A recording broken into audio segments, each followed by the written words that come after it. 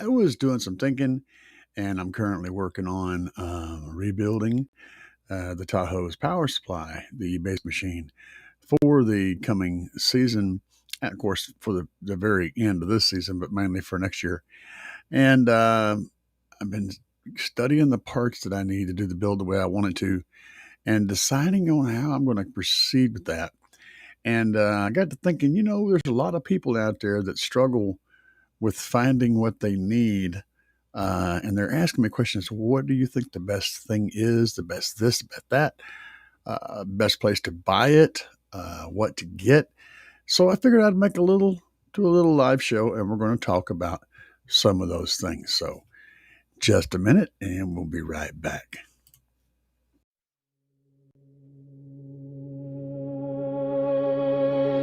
Hit the chill back and you stand up, stand up. Start to move your body with your hands up, hands up. Rock it to and fro while they coming through the door. Now they leaning on the bar with the cans up, cans up. Hit the flow fast and you back up, back up. DJ got it lit, turn the track up, track up. Moving side to side, feel the rhythm start to ride. Now they stepping to the beat, never slack. Just how low can you go? Can you go? Can you drop it right down to the floor, to the floor? With a body like a demon, make the men start screaming. Then you turn to the crowd, let them know. Ooh, how far down can you go? Can you go? Can you lay it right down on the floor, on the floor? With the body like a demon and the men still screaming. Then you turn to the crowd, let them know, let them know, let them know, let them know, let them know. Lights turn low when they line up, line up. Shorty got the vibe, time to wind up, wind up. Everybody moving when the bass line hit, and the whole damn place gonna bind up, bind up. Bass hit hard and they jump up, jump up. Hands in the air, let it pump up, pump up. Moving left and right when the hook come tight. Everybody in the house shit. Just how low can you go? Can you go? Can you drop it right down to the floor, to the floor? With a body like a demon, make the men start screaming. Then you turn to the crowd, let them know. Ooh, how far down can you go? Can you go? Can you lay it right down on the floor, on the floor? With the body like a demon and the men still screaming. Then you turn to the crowd, let them know, let them know, let them know.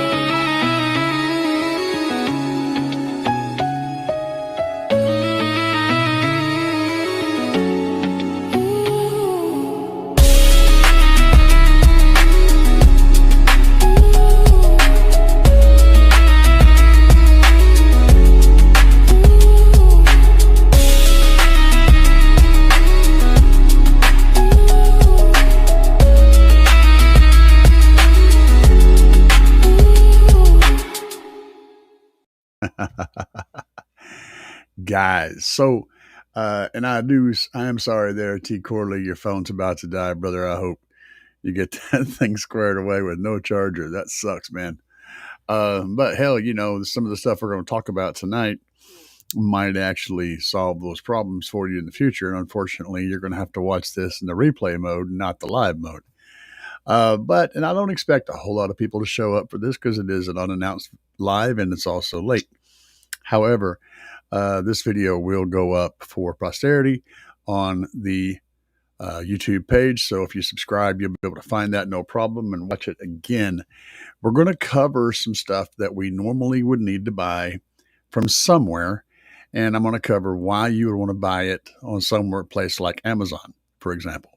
And some of the kit that I've bought in the past and have used extensively and have good working knowledge of whether or not it's any good.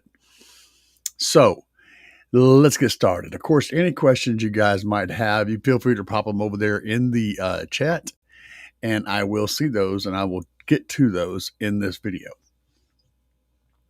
So first I want to talk about terminals. So lugs are something we have to purchase a lot. Okay. And this is one of my favorite kits to buy. I usually get the 10 lug kits. This heat shrink that it comes with is extremely good heat shrink. It's very thick and has very thick glue in it. So it's really good for marine proofing. Of course, we're using standard copper lugs, and these are 3/8. They work for most things. You may have to drill them out for other things, and you can get the kit in a 20-piece kit, which is essentially the same exact thing, just 20 pieces. However, for most situations, the 10 piece is going to cut it. And that's a $7 kit. It's like $7 and some change to buy this. If you go anywhere and buy these lugs anywhere besides Amazon, you're going to pay like a couple bucks a piece for the lugs. So this is a must go thing and one of my favorite items to buy on the Amazon. And I'm going to show you a few other things that I bought. I bought lots of those. These kits are great. Light pods. So these are rock lights, okay? And yeah, they're bitching about my billing issue. They got the wrong credit card information for that, so they can't bill me for my Prime subscription. Anyway, this is a light pod kit. You can see it comes with a whole lot of different pod accounts. All right, I bought several of these kits, and the fact that I bought several of them means they're worth buying. And right now, I've got a 4-pod kit in the front of my Tahoe. So for $36, you get the 4 lights, you get a keychain fob, which you guys can't see it. I'm down here in the bottom, but yeah, it looks just like that little thing right there. It's about the size of your little finger. You get the keychain fob, you get a actual remote right here, and you get the app, so you can control it in 3 different ways, which is really, really cool. You could use that controller, or you can use the little key fob and control them. And I like not having to be forced to use an app. I don't care for apps. They work really well. They're nice and bright, and they're perfect for your rock light situations like you see in that image there, or for doing stuff on the inside. They come wired with, there's 2 outputs on this, right? So the way they come is you have 2 wires going out of the controller, and it'll have plugs. Well, you have 2 plugs, and those plugs go to the first set of lights, and then you daisy chain off of each side. So you end up with 2 strings of lights. They're as long as you want them to be, and that's where the different pods come in. You can daisy chain as many as you want, but you're going to have 2 separate sides. This thing also gives you the ability to hook up to your turn signals so that you can activate half the lights when you turn left or right, blinking like your blinkers, and they will do brake lights as well. So you can use your brake lights to activate the lights. You can use turn signals to activate half the lights at one time.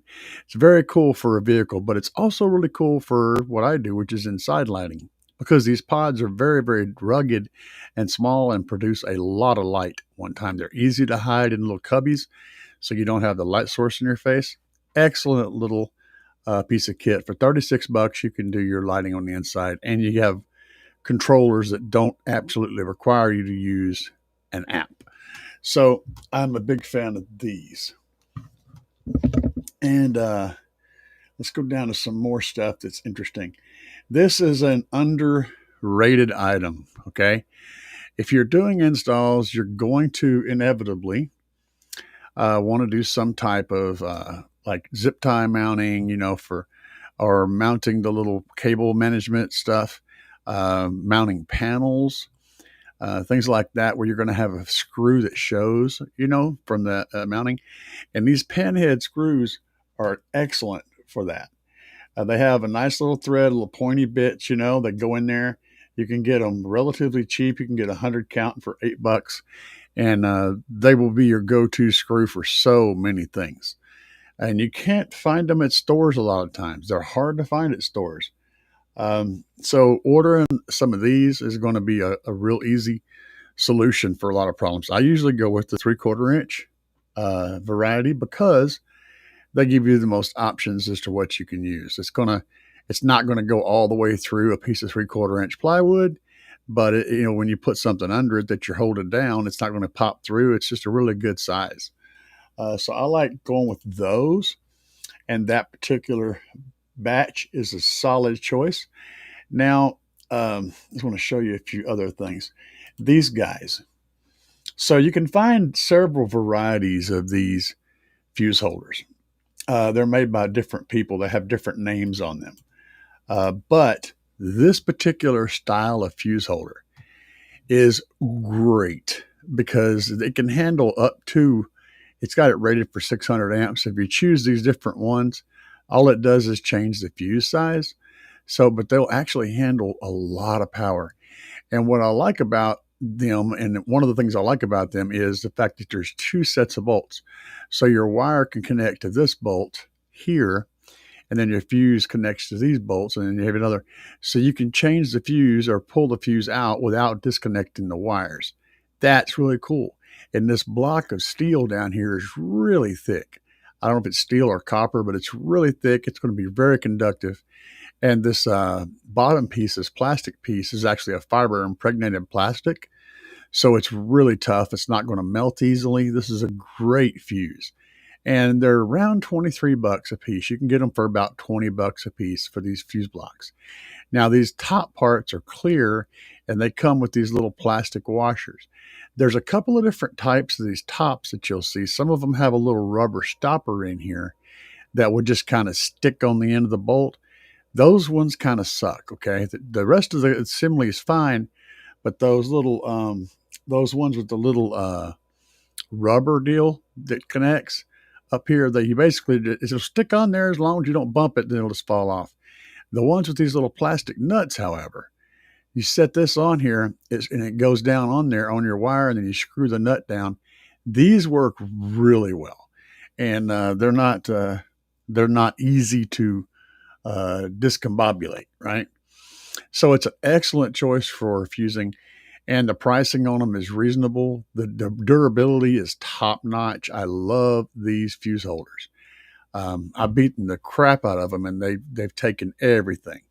So they're a really good, solid piece of kit. I see El Fuego was in the house. G Ace. I'm not sure how to pronounce that. Self tappers. Yeah, those are awesome self tappers for real. That's a go-to screw. El Fuego's here from the Pacific Northwest. What's up, El Fuego? We're trying to prevent the fire today. But I'm going down through some of the stuff that I've bought on Amazon, some of the stuff that I've used, and I'm showing some of these things that I find are extremely effective. See, there's this other one right here. We were just looking at this one, right? And this other one, it looks exactly the same. But you see it has these little stopper dealies right here. That's the things I don't like. I don't like the ones that have those little stoppers. The rest of this kit is the same, essentially identical. It's going to have the same ratings and everything. Oh, yeah, there's this thing. I haven't ever used one of these, but I recognize that plastic it's made out of. That plastic is fiber-filled plastic. So it's like, it's a tough. It ain't going to melt. I mean, you could probably build a fire inside that, and it would hold up for quite a while before it would melt down with a fire in it. Those things are that stuff's really tough. It's really high melting point. But I haven't used that. I'm not exactly sure how you use that. But the point is, these guys are awesome. I just don't like the style like this with the rubber caps in the clear thing.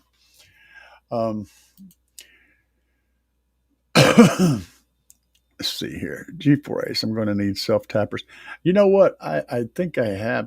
Oh, I found this. I haven't tested this piece of kit yet, but I like the way this voltmeter looks.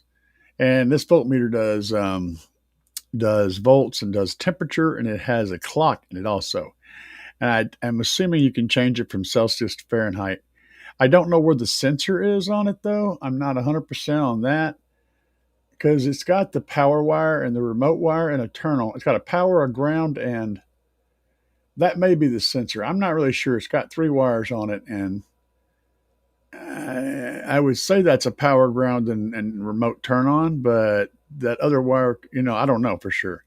Anyway, this is something that's grabbed my eye. I haven't tested it yet, but I like the way that little dude looks. So I'm going to go through a few other things. And this is all my shopping kit. Oh, there's one back here. This is another thing. If you're doing car audio, okay, and you've got your factory stereo system, probably got a factory amplifier or something like that, you need to be able to get your signal from your 4-channel or 5-channel stereo or amplifier that you've got mounted somewhere. You need to get that to your factory speakers, right? And one of the best ways to do that is to run this 9 wire, run these right from that point so that you're picking up your signal, uh, picking up your speakers. So, like, you run this to the speaker outputs on the amplifier and you bypass those. And then you take the other end of this sucker and you run it to your 5 channel amp. That allows you to use the factory wiring to all the speakers without, and without sacrificing. And then you can immediately put it back to stock with just by unhooking this and hooking the factory amp back up there.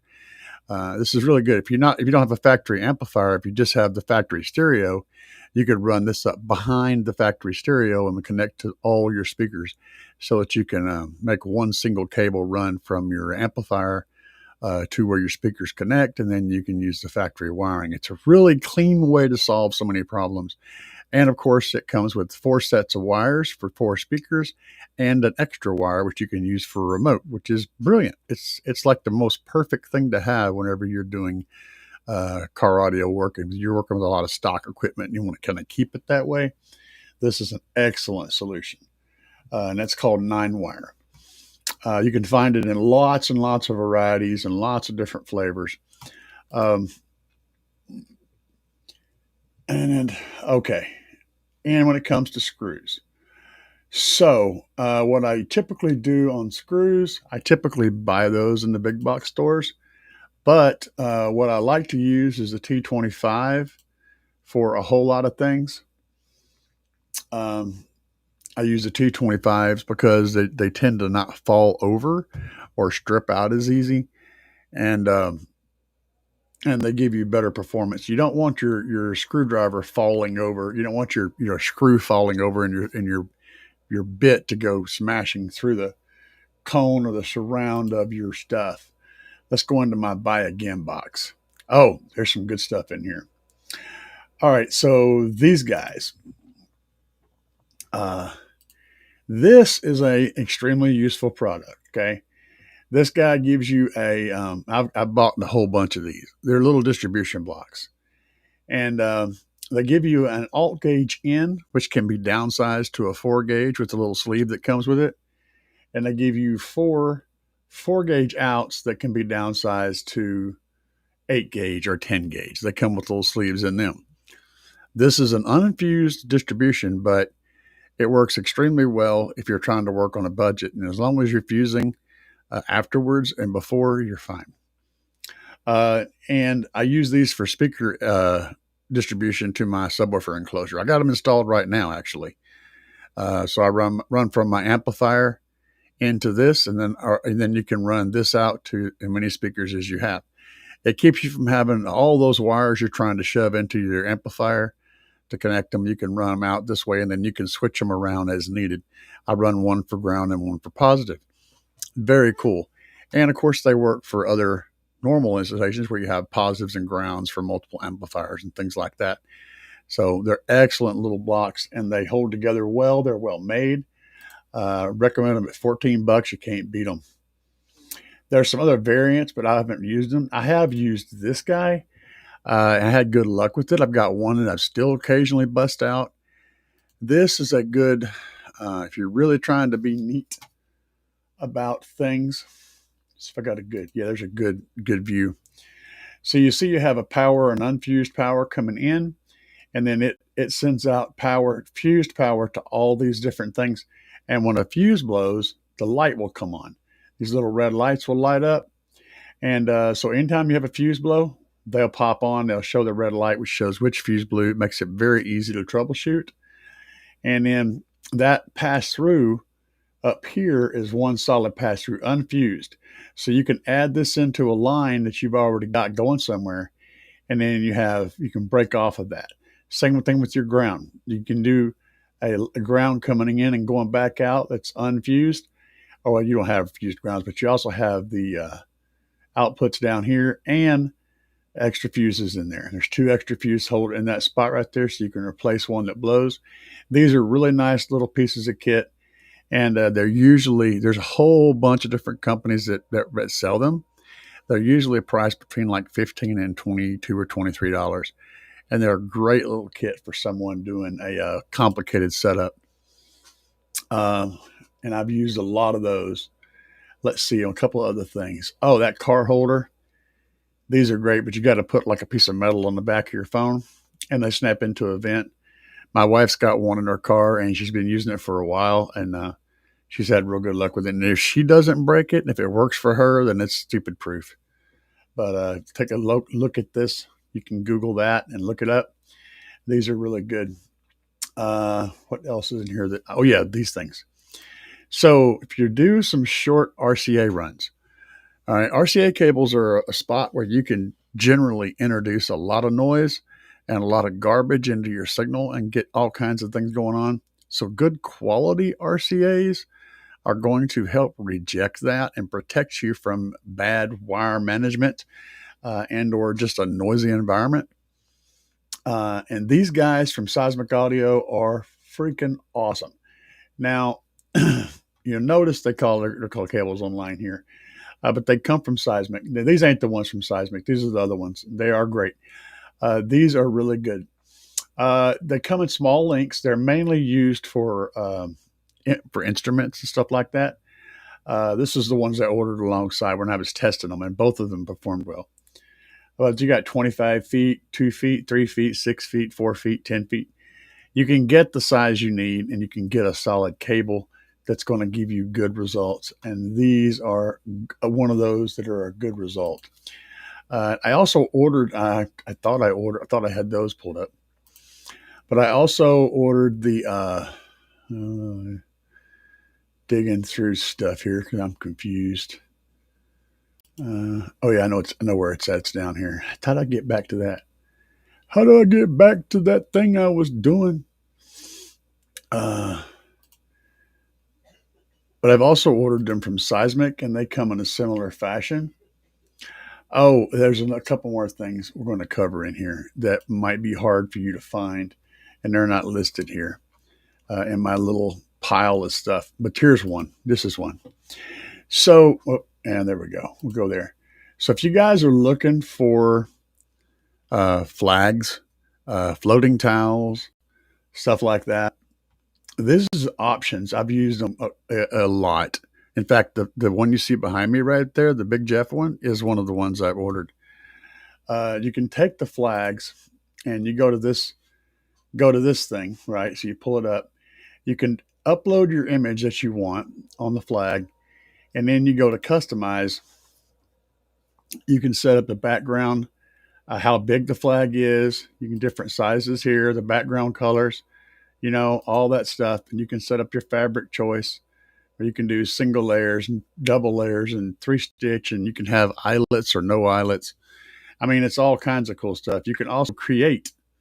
So like you can make a black flag, for example, and then go down here, choose your font that you want, and then type in what you want on it and create that flag. So you can make it up right here as you go, or you can upload images and stuff like that. And they're not expensive. I mean, you can get a big old flag like this made for like $7 or $8, usually $10. So the prices aren't bad. If you go with the real big giant ones that are triple layer and really super heavy duty and all that, you might spend $30. But they're not expensive. And if you do the float, if you want them to float in your window, you're going to probably want to order a single layer because double layer starts to get a little dense. And you definitely don't want to put the eyelets on. You want to have them without the eyelets because the eyelets will slap you in the face. It ain't nothing worse than getting slapped in the face. There's my chair right there. How about that? That's what I'm sitting in. They're good. But let's get over here and talk about some of this stuff. So I know you guys just having a blast right now. You're like, what the hell is even going on right there? Why am I even in this world? Let's see.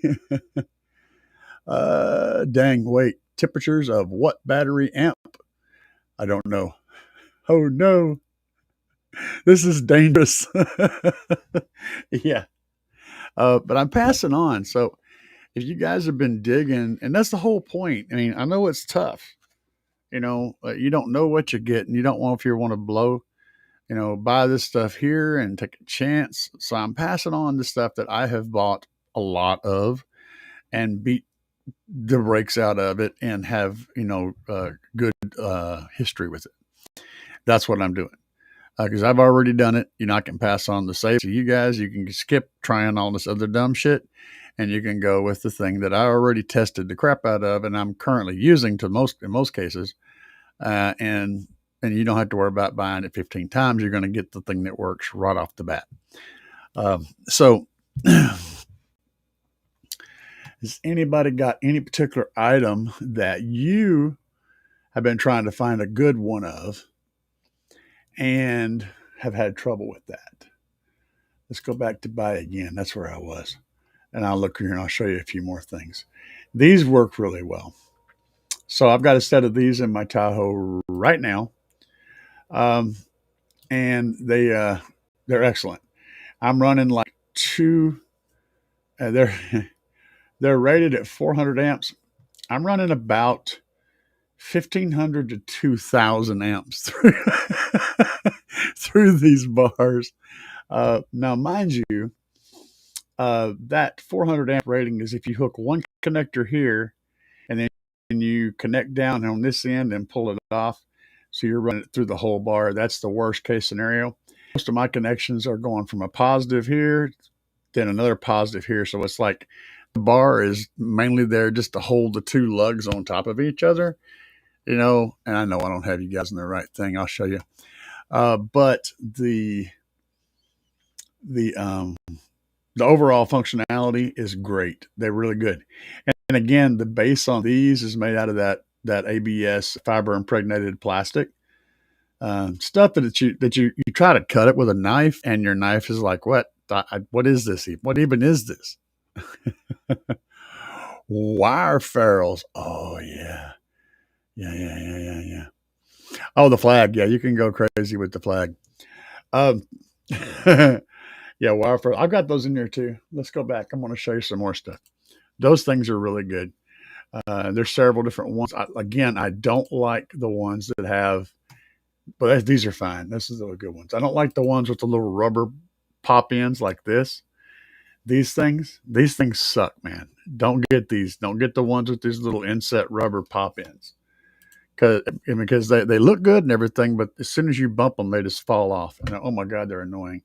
Get the ones that have the little plastic nuts on the end. Just from experience, I've already danced the dance of the pop ins, and they suck. And this is speaker wire. Now, this is CCA speaker wire.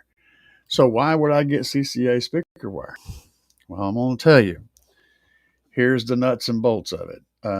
Whenever you're running high amounts of current through a wire, you're going to want to use copper, pure copper, OFC copper. But if you're running alternating current through a wire, you can still use copper if you want. It's good. But you could also use aluminum because what you're pushing doesn't have a lot of current. There's very, very, very little current. It's mostly voltage. And aluminum will work just fine for that. And if you're doing a big build, you may be running, half a mile of this stuff. So the price can go up. One thing I like about this is it's black and red coated, which makes it easy to work with. You're not guessing. You're not trying to get your old eyeballs in there and see where there's a line on one or a line on the other. It's really obvious. I like using really obvious speaker wire, and I prefer it to be black and red. The blue and black may fit your build theme better or whatever, but black and red is so universal. Everybody understands the positive and negative on that.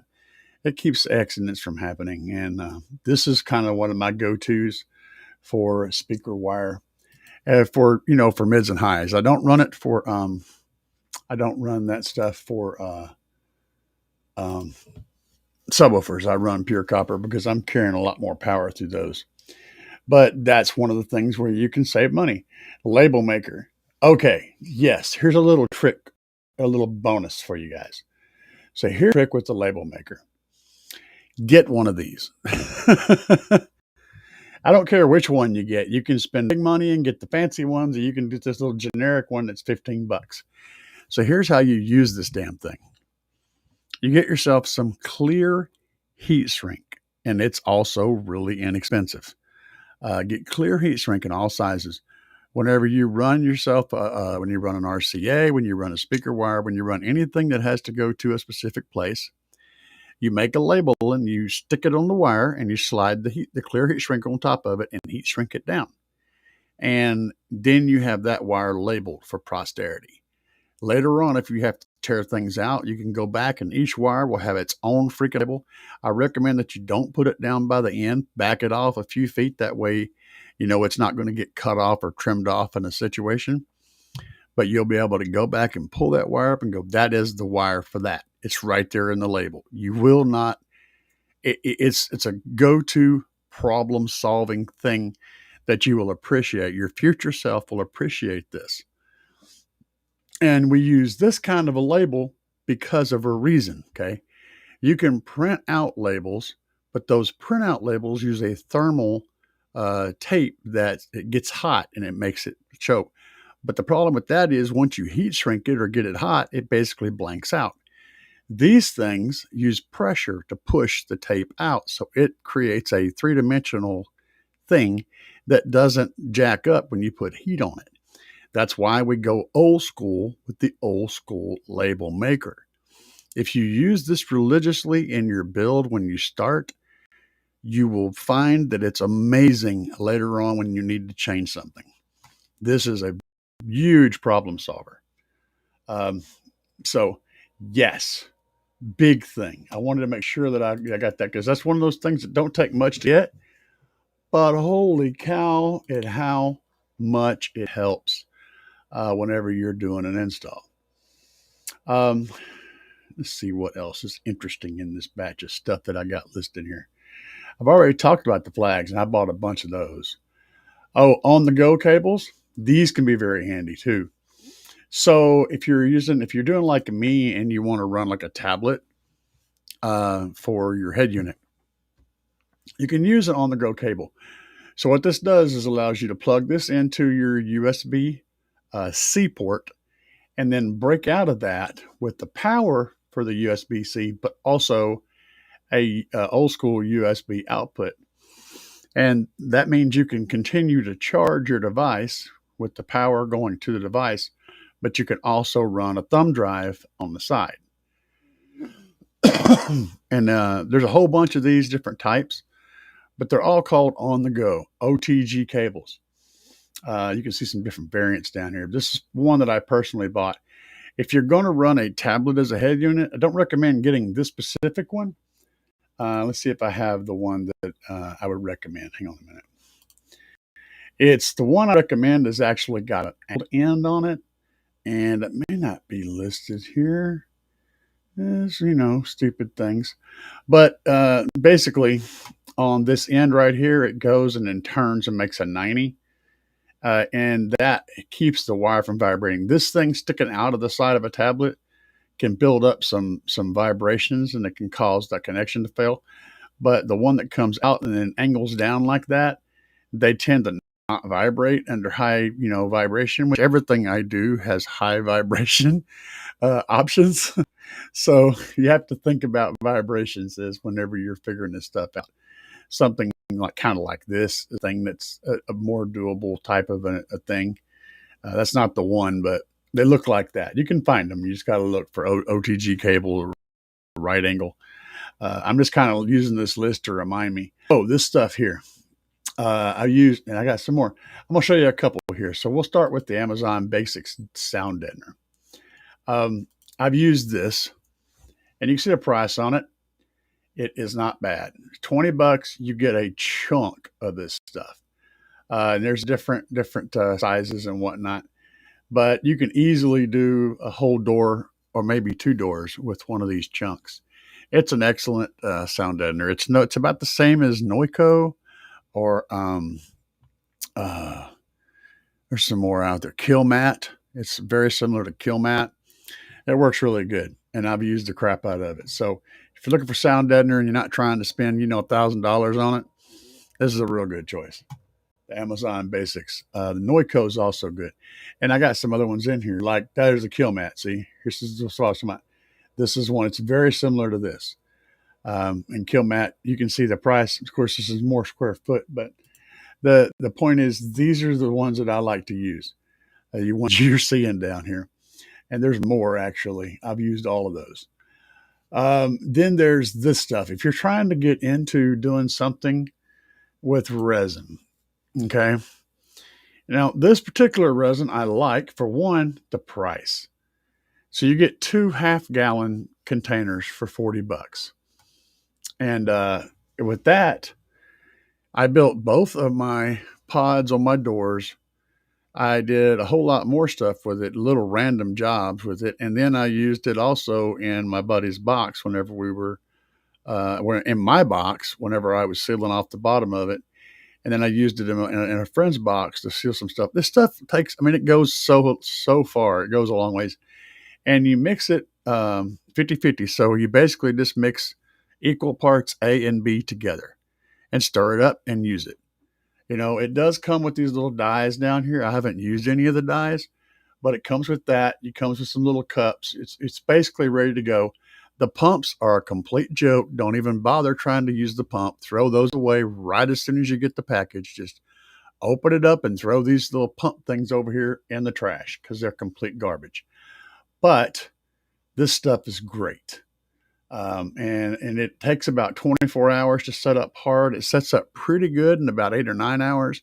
If it's cool, you know, if it's like in the 40s outside or colder, it's going to take a couple of days to set up. But in the normal summer-ish conditions, it's going to set up easily overnight, like really hard overnight. Stuff's really good. It's easy to work with, and it comes with everything you need. It's a great kit. $40, problem solver. Um, let's see what we're talking about over here. I'm just trying to bring you guys the love. That's all I'm doing. I'm just showing the love. Let's go back here and see what I'm missing. So we need self tappers. I don't buy those. I buy those at he's talking about the self tappers. I'm going to buy those at the Menards. Um, I don't use them very often anymore, but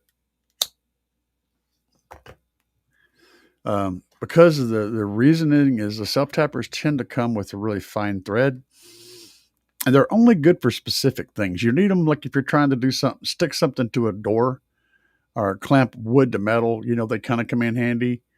Um, but I don't do that a whole lot. So yeah, but yeah, that's definitely a plus. I would definitely opt for the T25 versions of them though. I really like using T25s. Let's see here. And GA said, I would do bad things with the flag. You can do whatever you want, man. You can do whatever you want.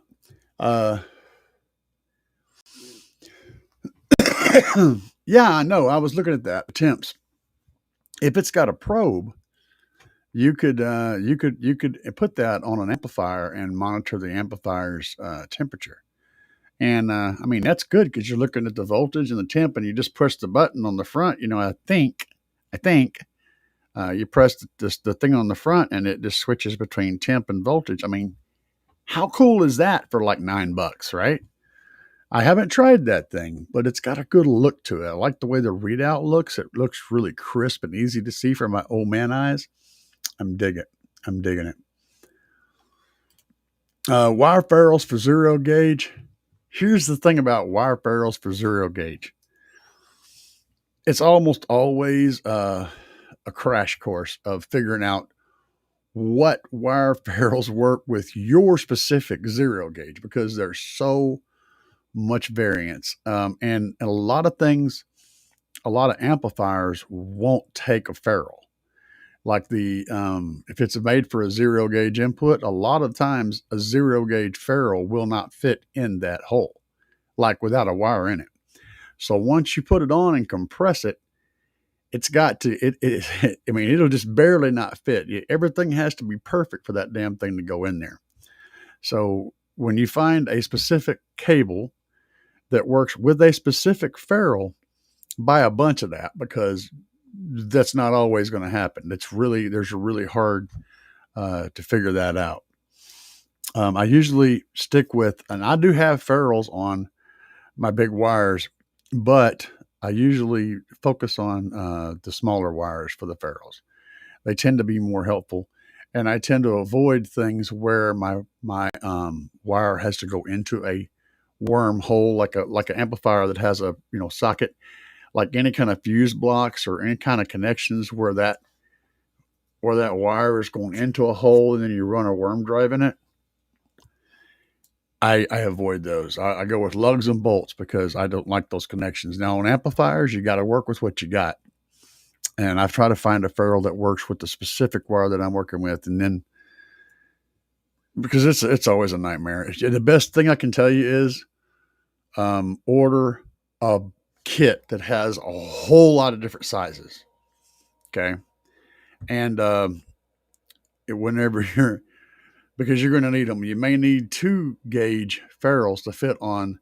You may need two double alt gauge ferrules to fit on your 1 alt wire, and getting it compressed enough to make it go in the amplifier. Normally, you would just run the cable in with the ferrule and let the amplifier's bolt compress it. Right. Problem with that is the damn ferrule won't fit in there. So then you need a ferrule crimper, and there's a bunch of ferrule crimpers out there. I went through a lot of them, pretty much all of them, but only some of them will crimp an 8 gauge, and none will crimp anything bigger than an 8 gauge. And I use an 8 gauge crimper for my jumper cables and my subs to wire series parallel, so forth and so on. I use those to crimp those. But yeah, buy the big ass kit with all the sizes and find the one that fits the best, and good luck getting it in the hole because it's a hard trick to do. Nitro or retro, what's up, man? Retro reminiscence, retro reminiscence. Okay, got it. I want to make sure I was pronouncing that right before I said it all. He says, I'm running 3,000 watts total. What battery and alternator would you recommend? For a Grand Marquis, man, is it an old school Grand Marquis? I had one of those, and mine was a 78. I'm sure it's not a 78, but mine was a 78. 3,000 watts total, 300 amps. You need you could run the Big Jeff battery, the Big Jeff lithium battery with if you got the old school Grand Marquis like I'm talking about, since it was also a police car. I mean, they had the Ford LTD was the police car at the time, the Crown Vics and shit. You should be able to find a service, what do they call that damn thing? It's a duty service or whatever it's called, alternator. Basically, it's an alternator off of the tow trucks, the police cars, the ambulances, all that shit. You can find one of those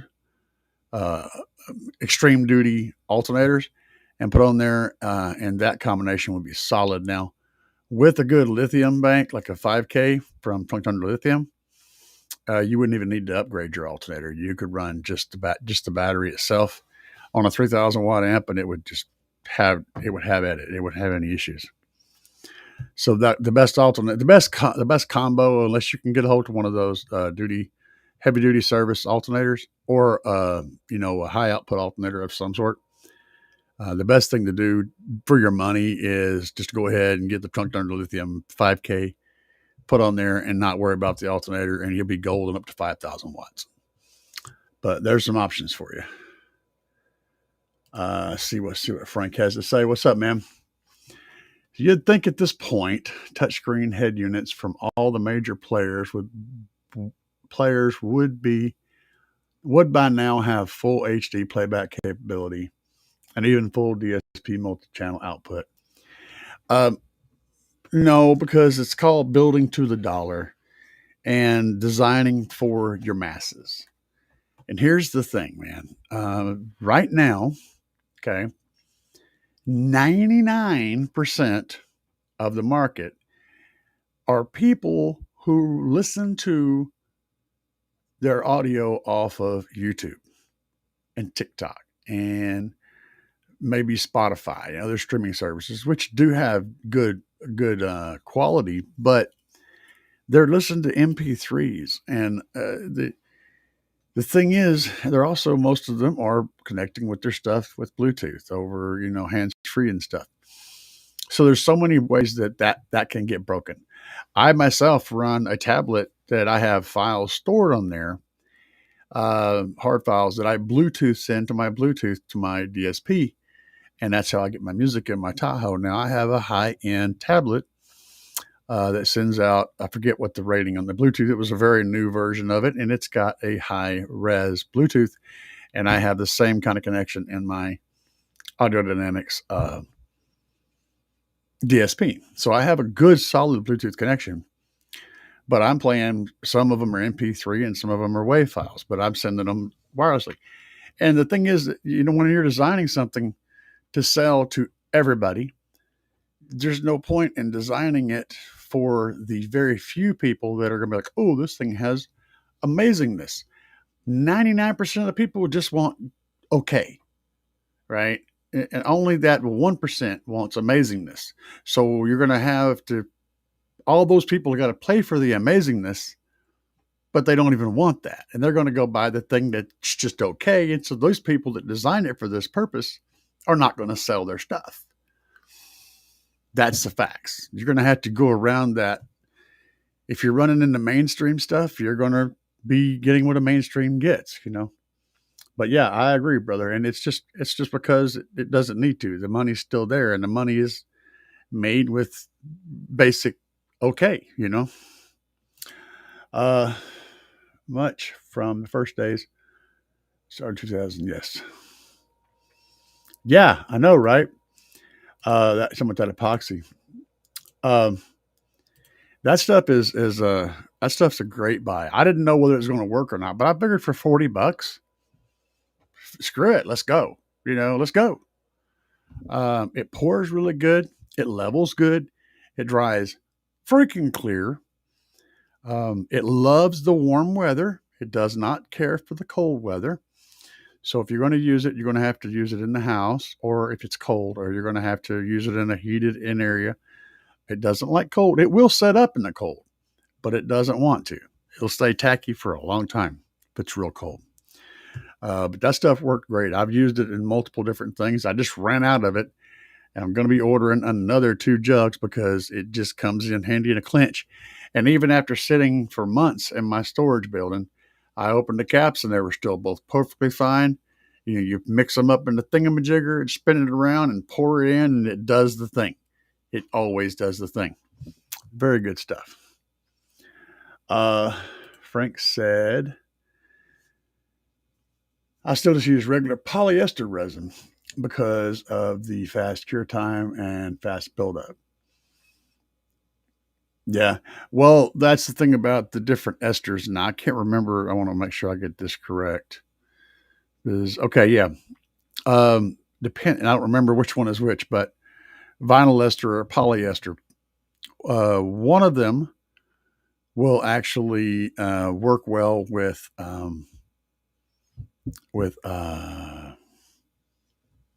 fiberglass cloth. The other will not. And the thing about using fiberglass, so if you're doing a fiberglass mix, you got your mat, your chop mat, and all that shit. So you mix up your fiberglass resin and your hardener and everything, and then you put the chop mat in there and all that. Well, here's the thing. So on this chop mat, they have a glue essentially that holds the mat together. Okay. Whenever you put the resin on it, the correct resin, and I can't remember which one it is, and the fiberglass resin, when you put that on it, it actually melts that stuff, and it chemically bonds, not mechanically, but chemically bonds together with that mat. Whereas the wrong resin will still mechanically bond with the mat, but it won't chemically bond to it. It won't break it down and reform it into the thing. It'll just sort of stick it in place and keep it there. And it may look similar in the end, but believe me, the strength is completely different. I know that stuff I've got a jug over there of fiberglass resin, but you have to make sure you're using the right resin to be able to do the job. And whenever it comes to using that, so I'm still a noob when it comes to that, but that two-part resin that I showed you, I've been able to stumble my way through success after success with it being an idiot, and that's good. Ever do a dual voltage setup? Yes, I have one in my Tahoe right now, but it's not different per se. I'm running two separate alternators and two separate battery banks. So I could switch to higher voltage. All I have to do is change the alternator, change one of the alternators, and then run batteries that can hold a higher voltage charge. Sure, I've got the setup for it right now. I just haven't done it. Uh, where's that? Did I find a hexagonal crimper? Yeah, you can't. Don't exist. That doesn't exist. Believe me, I beat my freaking brains out. I know that it does exist. There is one. I saw one.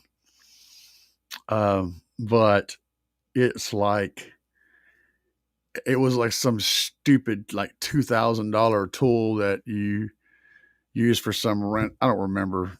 Um, but yeah, it's expensive. Uh, you know what might work on those? I haven't thought about this, but what might work on those sleeves on the big wire, the big alt gauge, is a hexagonal crimper, like for crimping lugs. I don't know. I hadn't tried that. I don't have one. I do have one, but I just hate it. I hate dealing with those dies and shit. Oh, it's a pain in the butt. Yeah, I agree 100%, my friend. Big old lugs, yeah, baby. I would totally be down with that because I hate using those things. Old school, for a while they did. They had the screw terminals with a really big old pad on them. They would be very apt to causing stress on the frame and possibly the board and stuff. It's probably why they don't, but I hate using those things. Uh, let's see here. Hammer crimpers. Yeah, I'm using something similar. I don't know if I can pull it up, but let me see here. I'll have to do a research. I'll show you the best crimper I have ever used, and the one that I currently use. Uh, and I've also bought some wire from these guys too, and they're excellent. That's not it.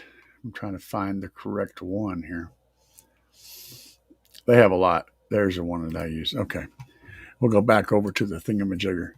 So these guys, this guy right here is my crimper. I use this exact one. Um, I set that sucker on the middle on one in the middle there for crimping alt gauge. It deep crimps it. This can create if you put the lug in where the flat part of the lug is on the bottom where that pokey bit is. So how it has this little pokey thing, and I'm don't hear me. Has a little pokey thing there. Well, if you put that right there you go. So if you set the lug in to where the top of the lug is going to be in that V shape, and then the bottom is going to get the little pokey thing, it works very much like a hammer crimper. And then you crimp it, you end up with the top of the lug looks absolutely beautiful. And the bottom part is indented. So when you put your heat shrink on, this thing will look immaculate. Looks crazy good. I love this crimper.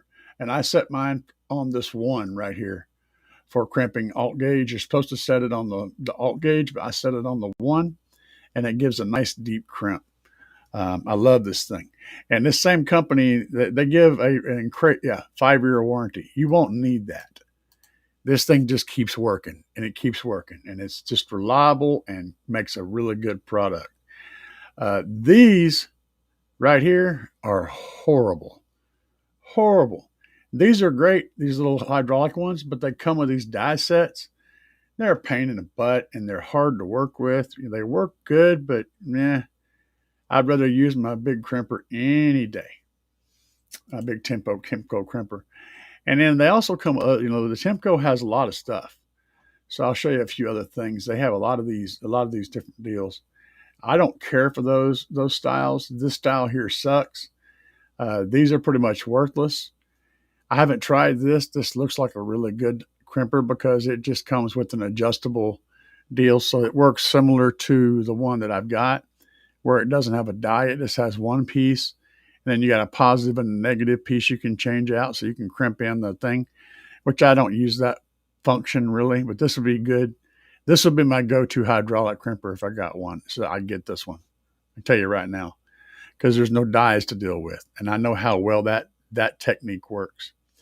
And in this case, you're buying the lugs, and then you can just throw this thing away. It's worthless.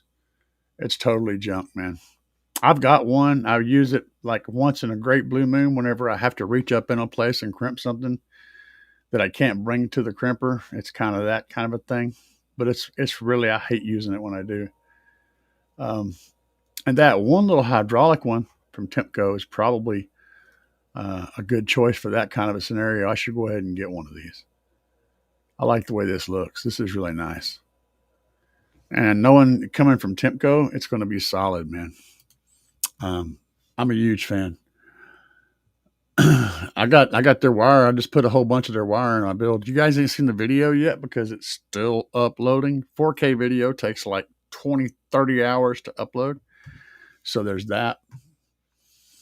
Let's see here. The hammer cribbers. Cody said, do you consider cabin resonance when doing a build? Um, Currently running 612s in my daily, but 112 NM. I'm not sure what you're getting. I understand cabin resonance, and I do consider it. But here's the problem with that. It's like I'm going to put the shit in the vehicle, and it's going to go where it fits. And no matter whether or not it's perfect, it's gonna do that. It's gonna do that thing. But knowing what you're going to tune at, it can help if you're trying to get a peak, and when you've got and your resonance, your quarter wave is like say 40 hertz. Then if you go ahead and build a port at 40 hertz, and your driver's FS is like up in the high 30s or 40 hertz, you're going to ring the hell out of 40 hertz. And but for me, I typically try to layer all that stuff. So if I know my resonance is at 40 hertz and my FS is like 35 hertz, I'll probably tune to 28, 29. I don't want that stuff to stack. I want it to be separate. I want to carry a long amount of output, a wider band of output. I run primarily as a demo vehicle or just, SQL vehicle, musical build. So I don't try to stack up my advantages in one spot. But sure, you get into quarter wave theory and you get deep. That goes deep. And of course, the resonance, there's also resonance in the panels and whatnot. I try to get rid of all that. I don't want any assistance. But yes, it can be good and bad. Like going from my brace, whenever I did the pole, I actually lost about a tiny amount, a couple of points, a couple of tenths at like 24 hertz, and I lost a couple of tenths at like 40 hertz. But I gained a couple of tenths in the mid 30s, which is where my strongest frequency is. So that worked out well. But yeah, cabin flex and different panels moving can very much change your output. So, like for example, you may have a really good SPL rig, but you're getting a real hard vibration on a panel, and you go in there and sound deaden the crap out of that panel, and then your SPL goes down. That's because that panel was sympathetic. It was sympathetically working at that specific frequency, and it just so happened to be boosting your sound pressure, acting like a passive radiator in your vehicle.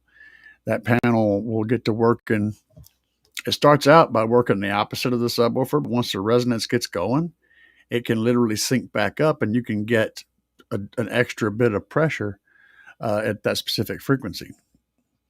The problem with that is that panel will change its frequency after a while because it'll get wore out. It'll get work hardened, and it'll change, the metal will get work hardened, and it'll change the frequency that it wants to vibrate at, so it won't last.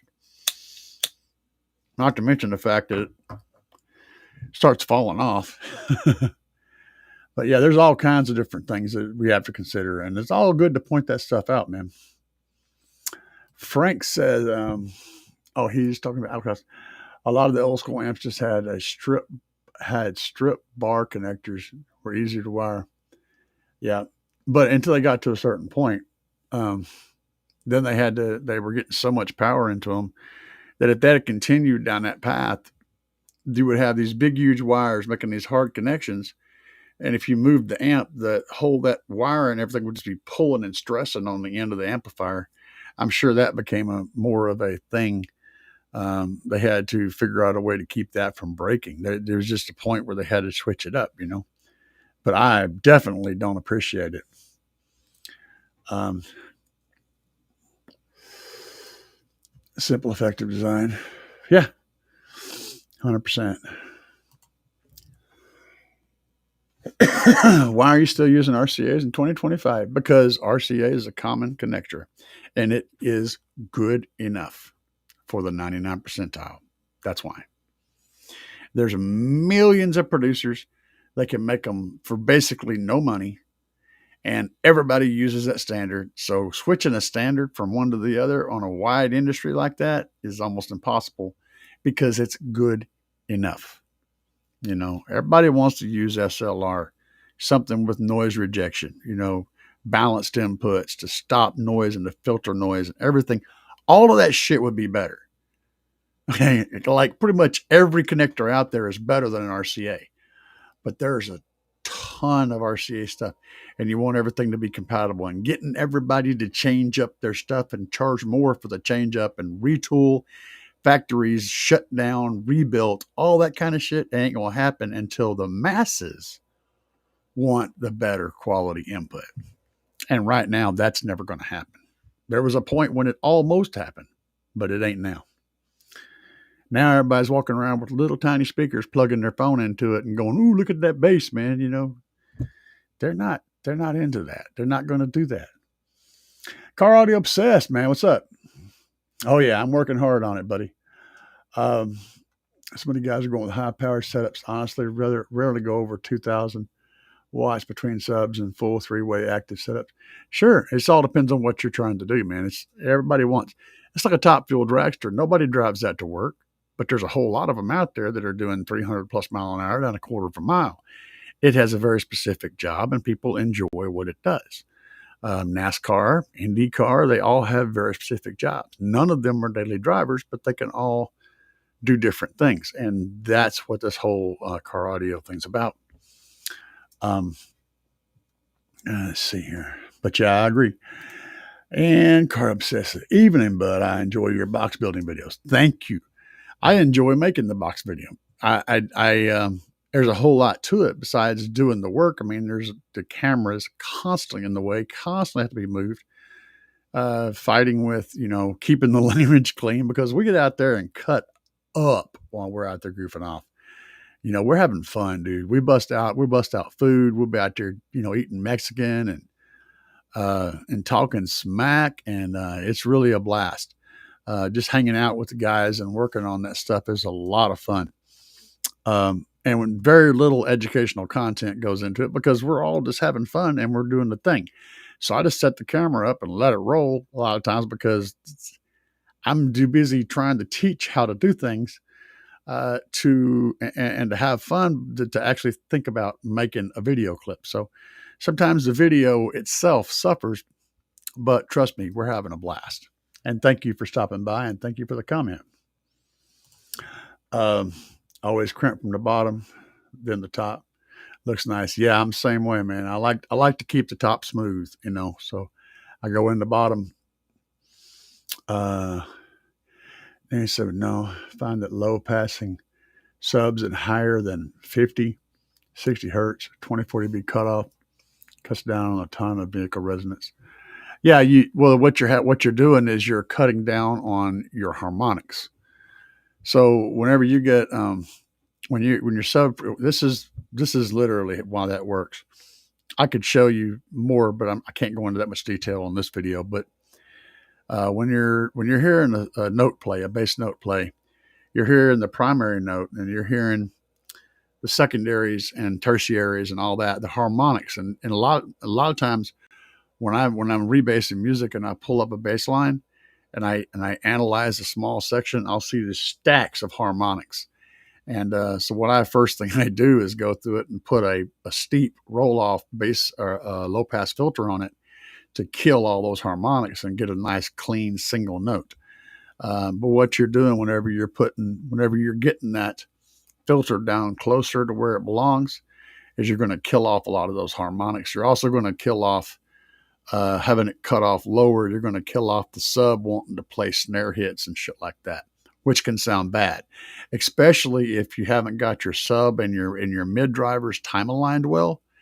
They're going to sound sloppy and messy. If you can get them tight, and I recommend doing this. I was talking and I was answering a question in chat earlier about time aligning subwoofers, and I typically do them by ear because getting that big huge wave working right is just, you can't really do that because of the way it does what it does.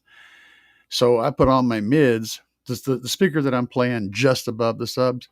I put those and the subs on together. I cut everything else. I very specifically play Phil Collins, I Don't Care Anymore. And it starts out like this.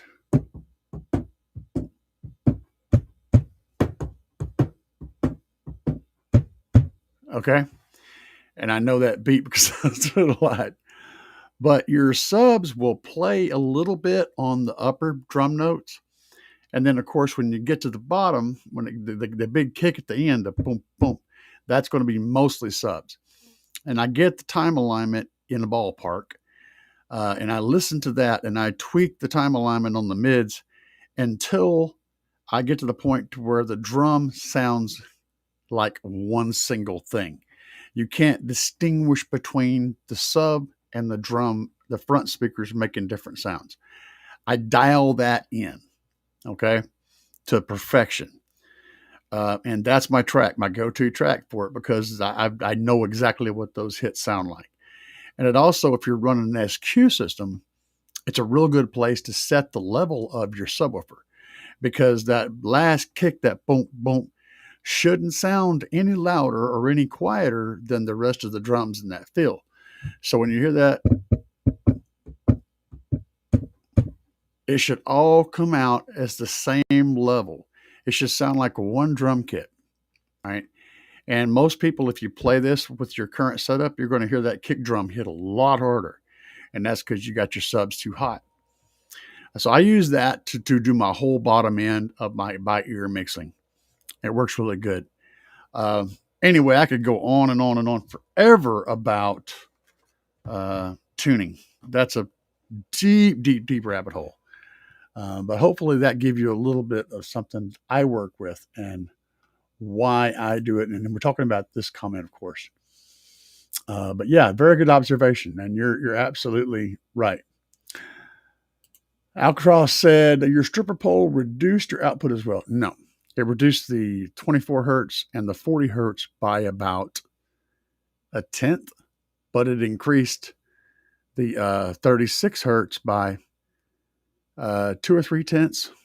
And that was at the volume level that I tested it at. But one of the big things it did was it stopped the roof from shaking. And that's the big thing. So I was getting some sympathetic boost from the roof shaping on the low notes, especially. I was getting a little bit of sympathetic help. The roof was basically being a passive radiator, but it's metal. And there's only so many times it can do this before it work hardens and changes and fatigues and breaks. So I didn't want that. Also, it was the joint of that metal was slapping into my windshield, which that's a thing too, right? So I wanted to stop that from moving, and that's what I did. And I don't think it caused any major problems. I think it gave me a little boost around my peak frequency, but it definitely is going to make my roof last a lot longer. 4th order or 6th order bandpass. If you're an experienced builder and you know how to build a 6th order and make it right, 6th order. If you're asking the question of which one is best, 4th order, because you're not that experienced. The reason I say that is you can really screw up a sixth order really easy. Fourth orders, as long as you get that bottom chamber reasonably close to a good sealed volume, it's going to work. It's going to give you the bass, right? But if you screw up a sixth order, it's hard to get that right, especially the back port. It's really easy to mess up and it's difficult to get it right. But if you do both, if you manage to nail it, the sixth order is going to give you a ripping amount of freaking low end and wind. Awesome. Plus a wide band. And they don't heat up the coil. The fourth order tends to heat up the coil a little more because of restriction, and also the chamber is locked off in airspace. And they load weird. So fourth orders can load very weird, and sixth orders can too. That's why I said you got to build them properly. Anyway, my answer is sixth if you know what you're doing, fourth if you think you know what you're doing.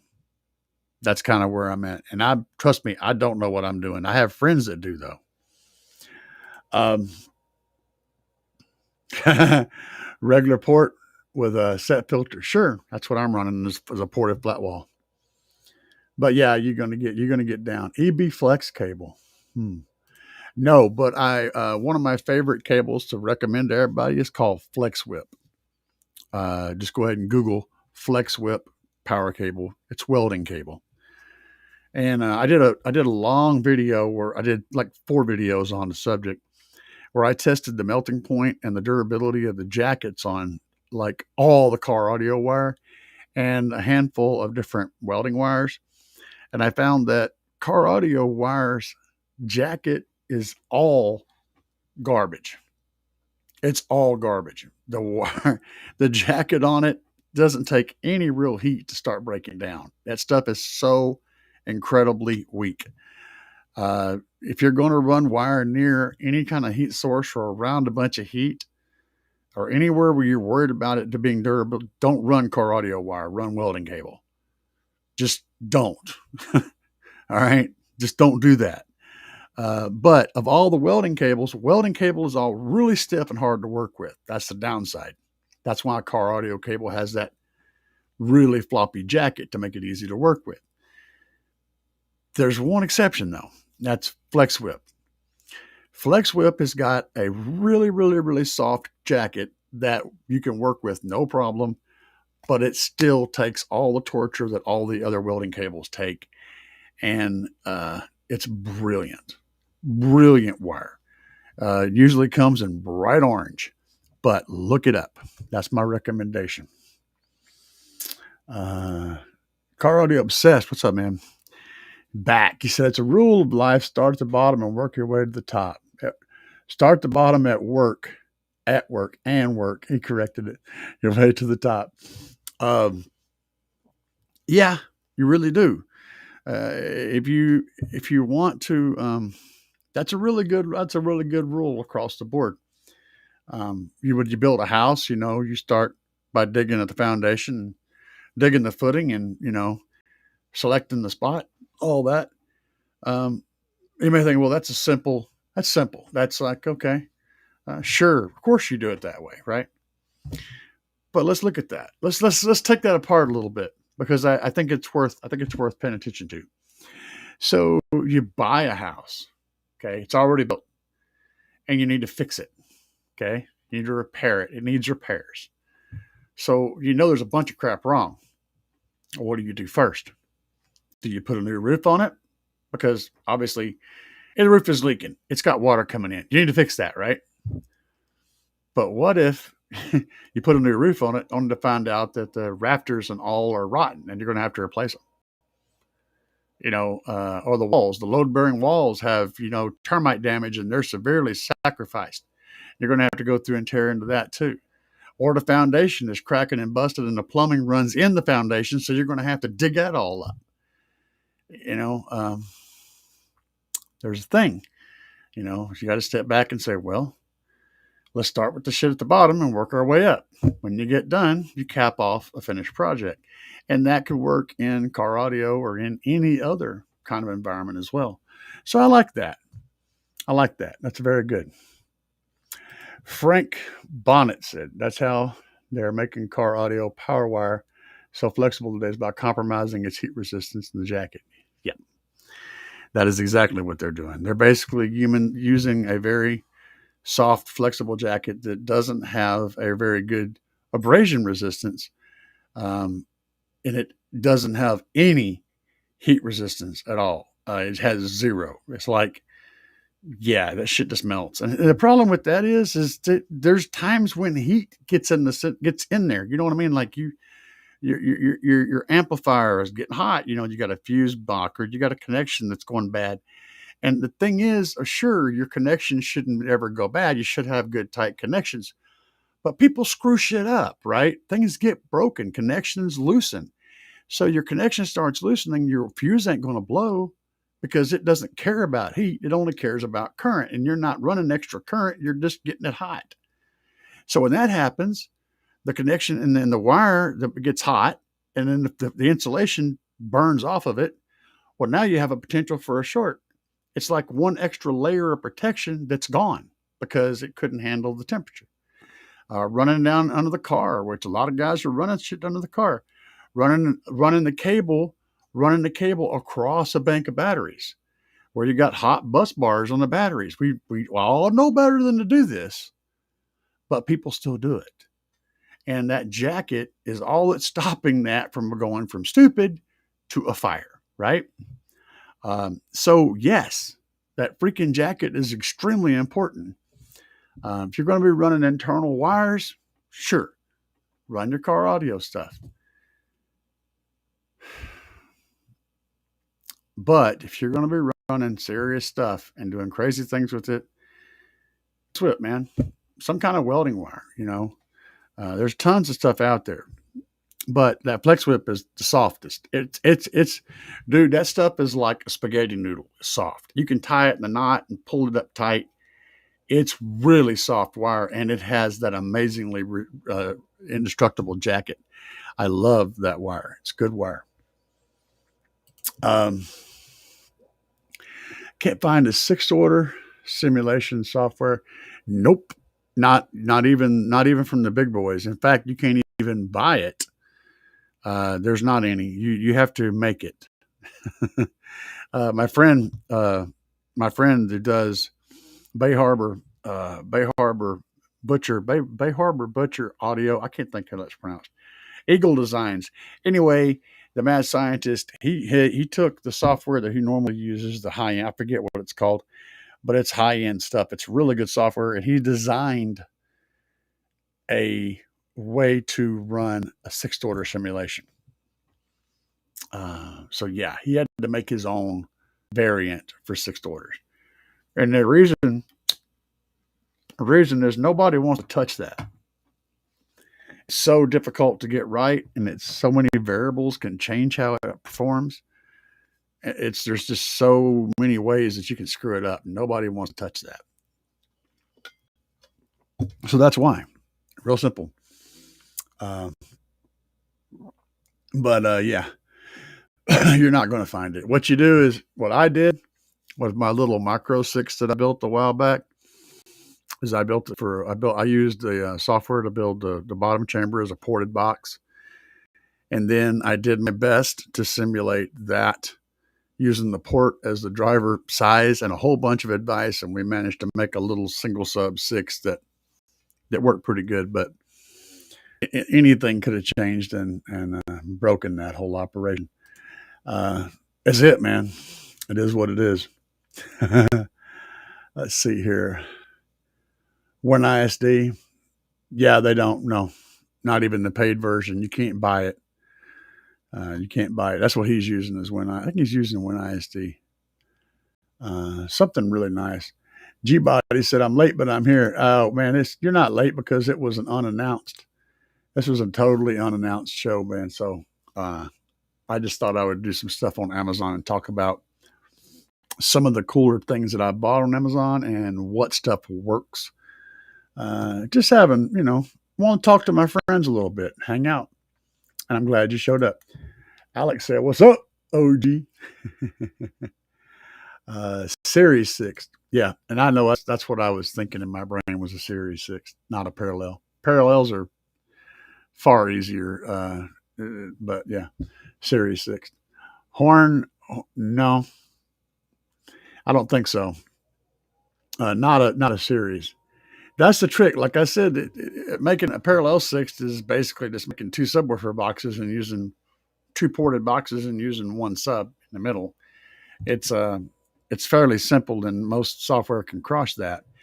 But it's whenever you have the port firing into the second chamber and then a cumulative firing out. There's the relation between those two ports is the hard part. Okay, getting the bottom part to work, that's simple. It's a ported box basically, but getting the right amount of airflow coming out and getting that back port working with the front port, that's the tricky bit.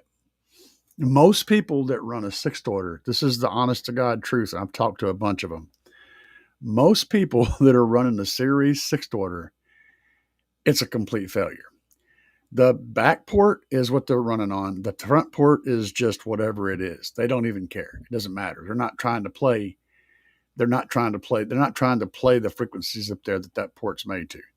They're just running essentially a sealed or a ported box with the port all the way in the back and a big old hood up there to direct and contain sound pressure until it gets to the front.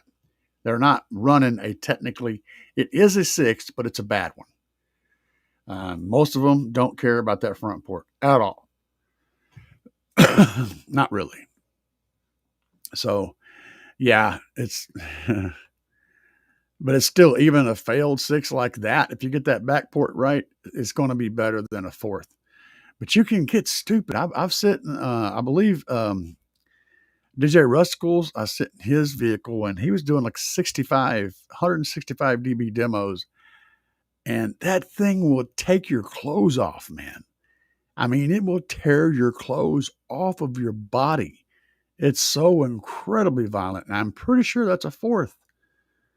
If I remember correctly, it's a fourth. He had 6 15s on each side and he broke it down to 4 15s on each side because the chamber was too small. So he plugged the front two and he's just running 8 15s or 8 18s. I don't remember now, but it was 4 on each side in result.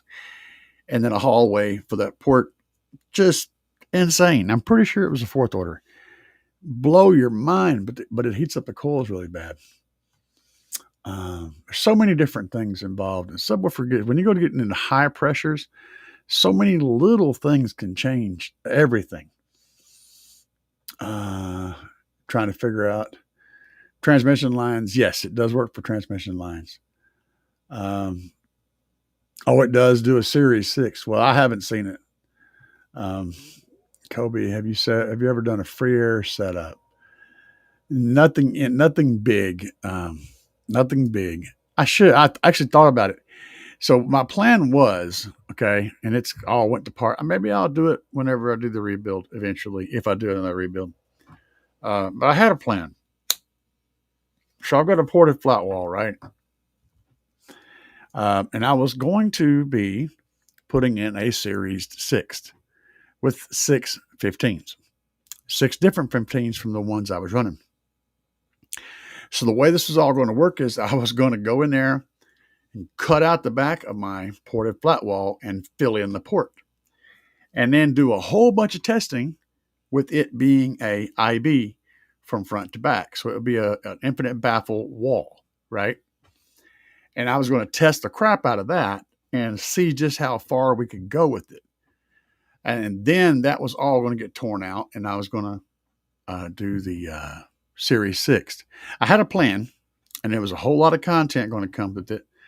But as things happen, money was the problem. I couldn't afford to do all the material I needed for the 6th and to buy the new equipment that I needed to buy at the same time. That wasn't happening. And also, my physicality is kind of broken. I don't have the physicality that I used to.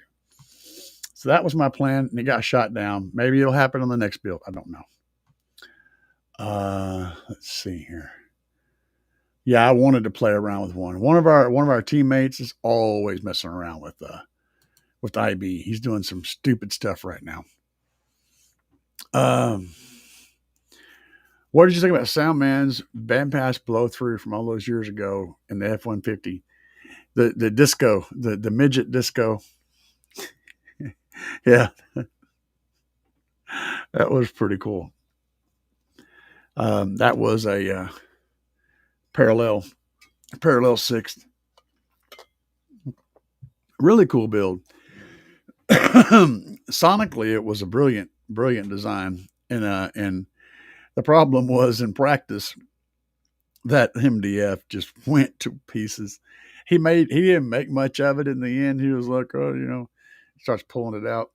He yeah, but that box was ruined so bad. It got so ruined back there.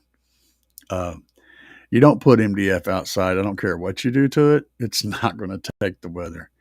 And so it sounded great though. It was a nice setup. It just didn't work too well in practice. But yeah, really cool build though. I was really surprised that he got the truck looking stock as he did whenever he sold it too.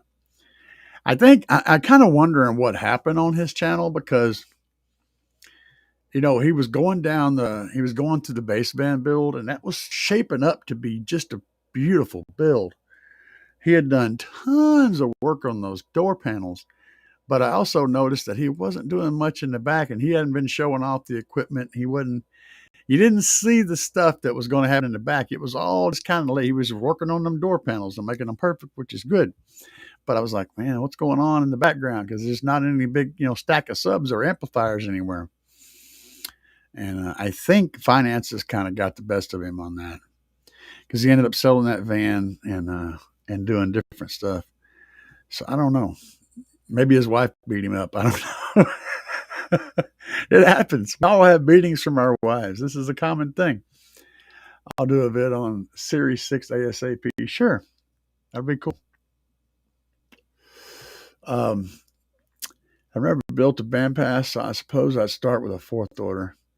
Yeah, if you don't, honestly, that's the best advice I could give. If you're wanting to dive into one or the other and you don't know what the hell you're doing, you're going to have a way better chance of getting a fourth working right than you will a sixth. You're going to probably waste your time with the sixth, but you'll learn a whole lot from the fourth.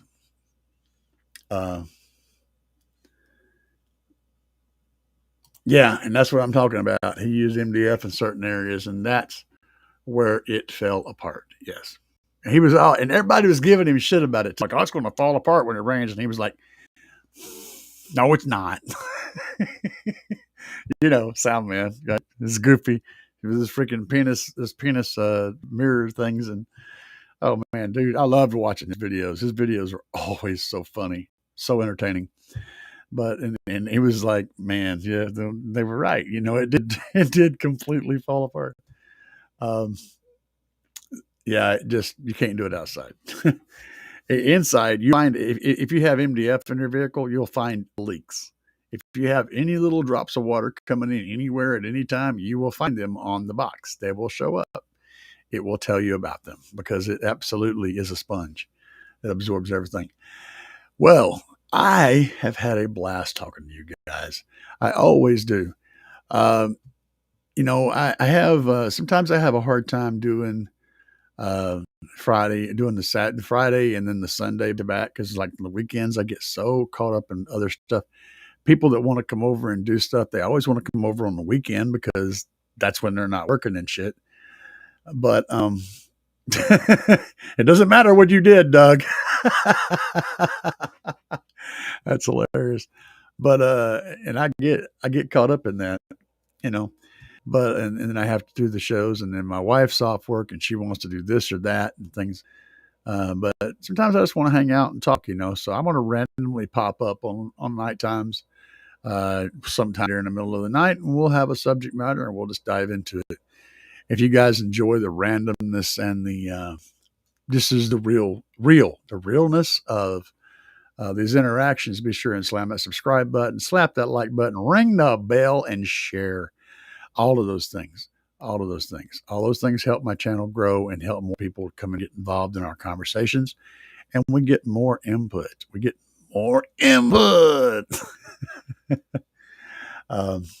It doesn't matter what you did, Doug. That's perfect. Doug is doing like one video per month now. Yeah, I know. I know. I don't know.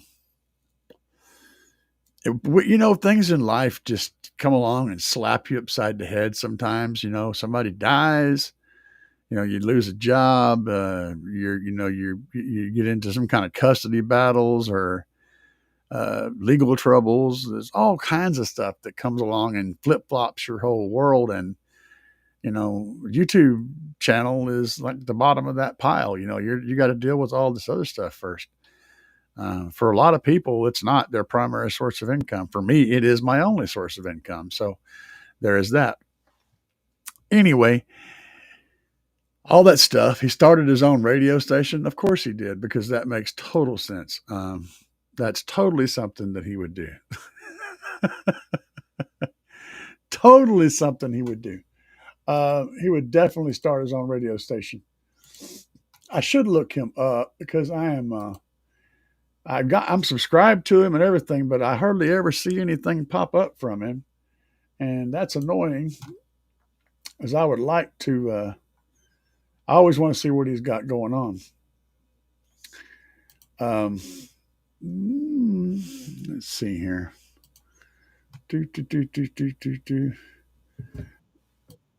I don't have the queued up today, but we're going to go out with a bang. Anybody heard it? He's not making that up. Has anybody heard it? I haven't heard it. But for now, guys, check this out. Let's see if it works. I don't even know if it's going to work. Hang on a second. Right, do it differently. Give me a minute. Do do do do do do do do do do do do do do do do do. Oh yeah, you're still screwed up. Do do do do do do. Godzilla. Yo, Code God, why do you keep doing the same thing? Oh my God, you're such a pain in my ass, you stupid screen. Do do do do do. Farajaka. In case you're wondering what that song's called, it's Farajaka.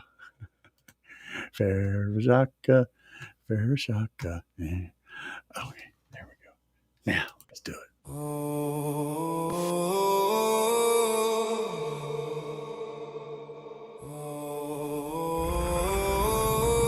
Turn the subwoofers up or put your headphones on.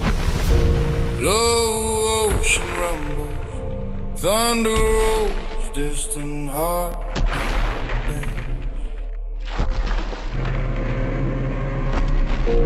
Maybe fate so now, being a monster breathing sound. Down in the black where the cold waves cross, something moves in the deep, ancient and tall. No breath, no friend, no other one born to carry the weight of a crown of storms. He sleeps in the dark with the ghosts of the sea, dreaming of a world that forgot his legacy. Silent in the pressure, timeless and still, a God without worship, a king without will. The sonar hums, the surface calls. He opens one eye and the ocean falls. The sky begins to tremble, the mountains sigh. When the lonely one rises, the clouds start to cry. Go, go, Godzilla, the ground shakes when he walks. Go, go, Godzilla, feel the thunder in your blood. From the deep, from the fire, from the storm, he was born. Go, go, go, Godzilla, yeah. Hear the world get torn. Sirens wail in the city night. Steel towers shiver in the blinding light. The sky turns red, the air turns gray, and every soul knows it's judgment day. He roars like a million cannons in pain. Lightning veins run through his frame. Bridges crumble, glass rains down. Tokyo screams beneath his crown. They built their empires on his grave. Now the waves return to reclaim what they gave. No mercy, no fear, just primal design. The beast reminds them what's divine. Go, go, Godzilla, the ground shakes when he walks. Go, go, Godzilla, feel the thunder in your blood. Thanks, man. From the deep, from the fire, from the storm,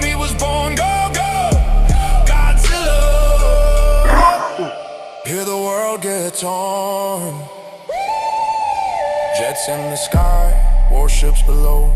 Metal against muscle, the humans grow bold. Flames on his scale, smoke in his breath. But even kings can taste their death. He stumbles through ruin, towers on fire. His roar grows weak, the end draws nigher.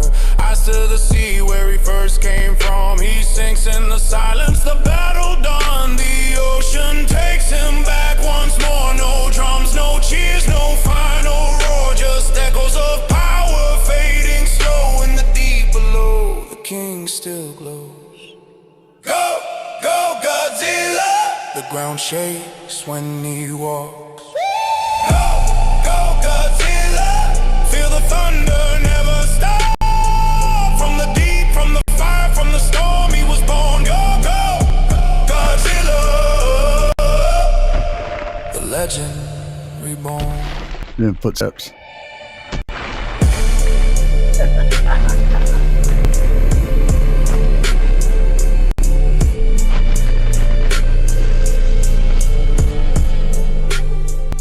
Oh, have I heard the new reimagining? Oh, son, I've heard tons of them. Some of them are pretty good. Uh, some of them are pretty good. They're pretty interesting. And the thing about the AI thing, and I used to use UDO. Now I use Suno because it's better. You know, it just does a better job. The thing about it is right now it's pretty broken in a lot of ways. It's going to change. They're going to crack down on it more. But you can. Oh, this track that I'm playing, yeah, it's on YouTube. It's on my playlist. I have a bunch of them there. That it's about 8 of them I think that I've created specifically for demo tracks, and Godzilla is one of them. I got Kong too. That's actually playing next by default over here on the screen. But I think they're pretty good. I try to build stuff. I usually master it down to about zero, sometimes -1 or 2 in that range. So it's going to be kind of hot. So whatever you crank up to, you may want to back off a couple of clicks. It's going to be hotter than you expect.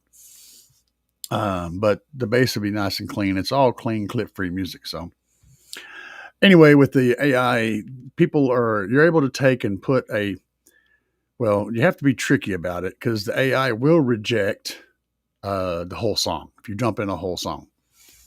But if you run it through Audacity first and do something like cut all the bass out of it, and then slow it down, a tiny percent, most of the time it'll go through. You also have to make sure you change the metadata names and all that stuff so that it doesn't see the name showing up in the metadata. If you do all those things, it usually will take the song. And then if you enter the lyrics to the song, the real lyrics, it will reject them. But if you change a percentage of the lyrics, different words and stuff like that, then it'll take it as a new track. So it's kind of tricky. It's kind of tricky to get it to do that stuff. Now they're getting better about filtering out people actually using straight up, music and then rerunning it. And basically all you do is put the song in there and you tell it to make this country. Don't give it no other instructions. Turn this into country. And then boom, it'll output a country song that's based on the melody and all the words and everything. It'll just literally do that. It takes longer to find the ability to download the video and then run it through the machine and do that. It's very quick. It's but to get one that sounds okay, you may have to do it 100 times, or you may do it the one time. It's kind of like training a dog to open a door. There's so many wrong ways to do it, and only one right way, and you're going to get any variant of that as you go through it. But I do a lot of work when my AI stuff that I do music wise is I write my lyrics. They're all written by me. I run the lyrics and I go through and I run them through the AI. I run them through it and I find spots where, okay, it's having trouble with the pacing on this particular thing. So I'll rewrite that part and I'll keep working it. And then I'll finally get something that's pretty close. So then I spit it out in stems, which is basically tracks, drum track, bass track, guitar track, whatever. And it comes out and all the different tracks are already separated. mostly. It doesn't do a 100% good job on that. It does like a 95% job on that. I take all those tracks and put them on Audacity, and then I go through and rebuild a lot of stuff. I'll cut things, I'll change the levels independently all throughout the tracks. I get to the sub part, I rebuild the entire bass line with pure sine waves from start to finish. That's a long process. There's a whole lot of work. And then once I finally get that to where it's something I can work with, I spit it out and I pull it back in as a unmastered track. And then I spend another 5 or 6 hours mastering it, getting the levels of everything just right. And then I spit that out and I send that in an email to myself, and I go out to the Tahoe and I open the email on my tablet and my Tahoe and I run it through my Tahoe. I test drive it in the Tahoe. And then that's when I find out that the levels are all wrong. So then I'll go and pull the track back up and I'll adjust it. Then I'll do the same thing again. It's a lot of work that goes into making a track that works well. And they don't all pass the mustard. So a lot of complicated stuff. Stay with the bass knob in my hand. Yeah, start out nice and ease into it because it's going to get serious. Yeah, I went down the -6 on my home setup for that Godzilla song, and it has 212s. Yeah. Yeah, -6 would be about right if you're, used to it not being hot. What's up, man? Stace? Who is that? Stas? Boris. Yeah. What's up? Glad you could join us. We're doing stupid shit. Let's check this one out. We'll go over here and run this one too. I think y'all might like this stuff. So we'll try this one out. Here we go. This is the next song that pops up. It's also in the playlist called Kong.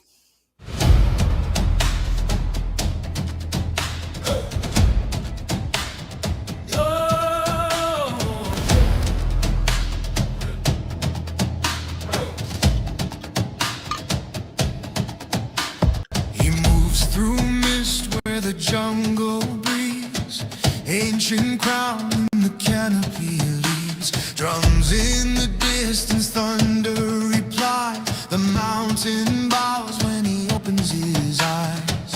He guards the stones, the fire, the trees. The island hums with his memories. No chains, no walls, no reason to roam. The mighty one standing alone. Beat of the drum, feel it strong. Jungle heart where you belong. They took the king from his throne of green. Now the city shakes when he's seen.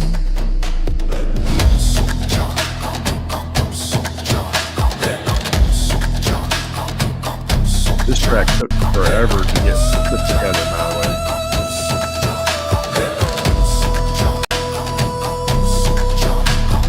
Ropes and steel, the sky turned gray. Flash bulbs blind where the crowd will pay. He looks above at towers of stone, a cage of men, a world not his own. The heartbeat grows, the anger climbs. Drums become sirens, bells become chimes. He breaks the chains, the walls come down. The jungle king takes back his crown. Beat of the drum, feel it strong. The ground shakes when you're wrong. From the wild to the steel and the storm he was torn. The beast reborn.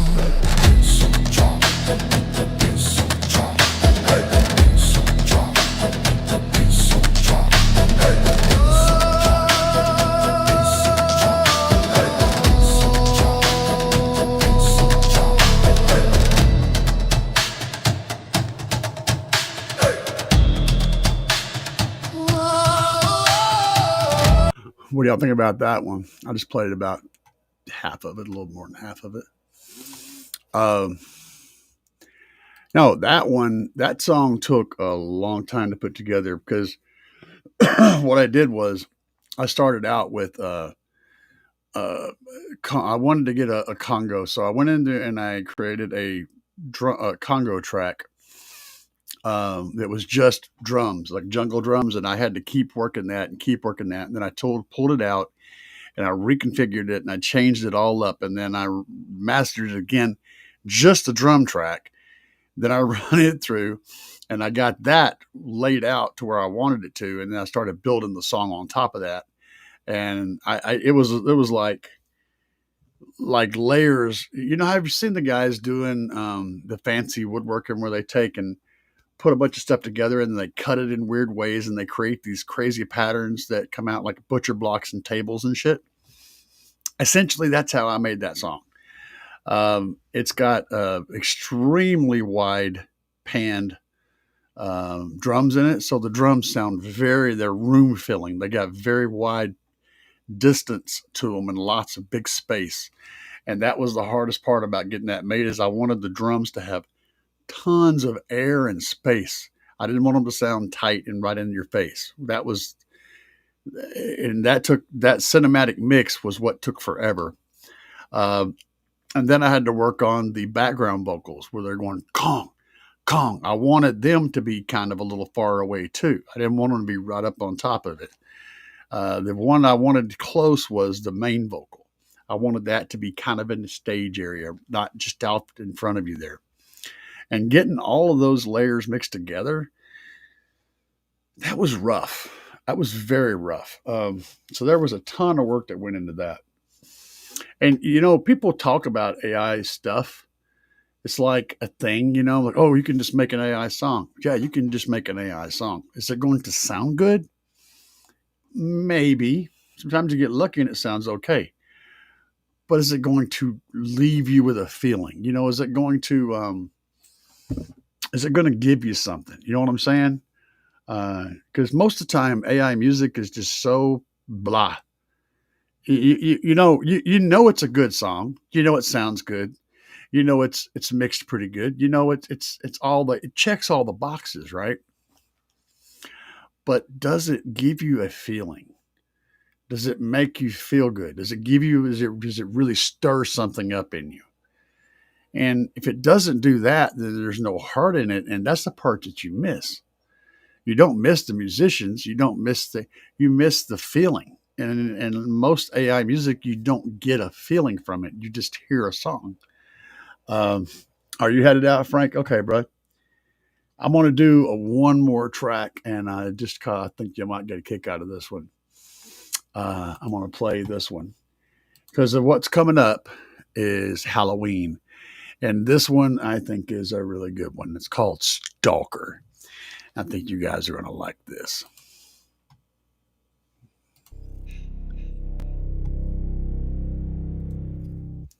He was just a kid.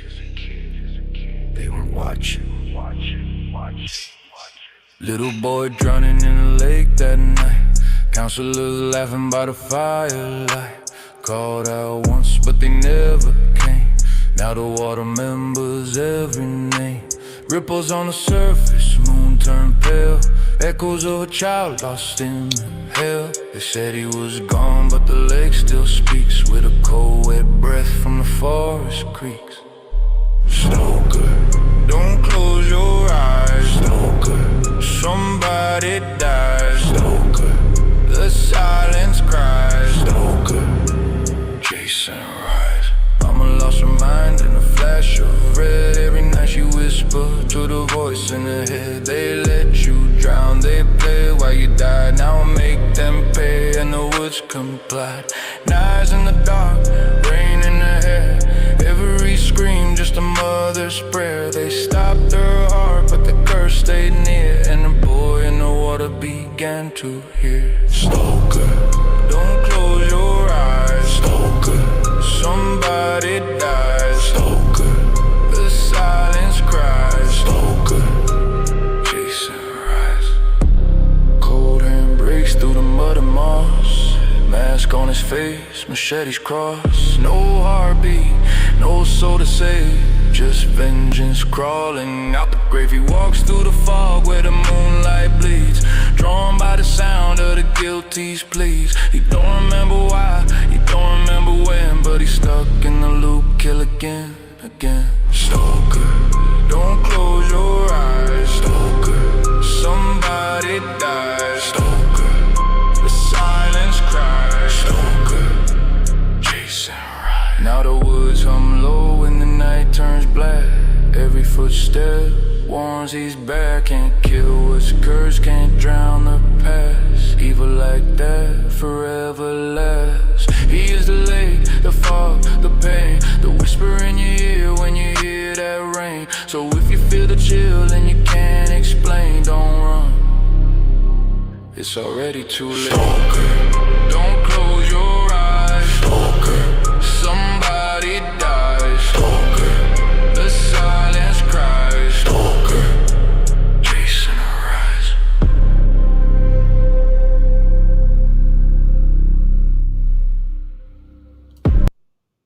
And see, in that track, you can feel that. You know what I'm saying? You can feel the torment. You can feel it. You get an emotional response from it. I'm starting out, of course, with Jason dying and why, and his mother and her rage, and then Jason combining all that rage together to come back and do the only thing he knows how to do is what he's been trained to do his whole life, which is hate teenagers and kill them. He's behaving perfectly normally based on the input that he's had, right? And I just find it very fascinating the arc of serial killers and stuff like that. So is he behaving badly? Well, it depends on your perspective. From his perspective, he's doing what he was trained to do. People, tried to kill him, and then his mother was killing him, and that's all he knows how to do is kill. And that's all he can do is kill. He does it well, you know. Anyway, I know this has been a very odd show for me because I normally stick to a car audio theme, but we don't always talk about just car audio gear and install. Sometimes it's music, and I definitely consider this stuff to be music. It requires a lot of work to create, and a lot of thought goes into each of these things. And there's more. I've got more. I've got Terminator, which is pretty good. And if you're wanting the bass, if you're wanting to go a good demo track, look up the Incredible Hulk, because that one is probably, in my opinion, it's the best demo track. You want me to play a little bit of the Incredible Hulk? I'll pull it up if you want. That's purely up to you guys.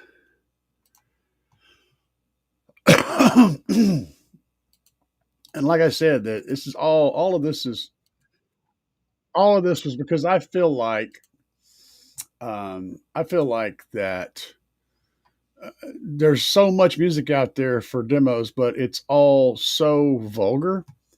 It's all so kind of pointless, you know. And I don't think it has any character. It's just like just back to back vulgarity for vulgarity's sake, and I'm just not interested in that anymore. So I said, well, you know what? I'm going to create some tracks that give you what you're looking for without all of that, and still have some interesting story to them. So I'll play the Incredible Hulk track for you guys. This one is be prepared. This one's going to bring the serious bass, but it's good, clean bass, and it's one of my favorite demo tracks right now. I've got many videos of me playing this track in demos, and it does hair tricks well. So let's have a look at this. See what you think about this.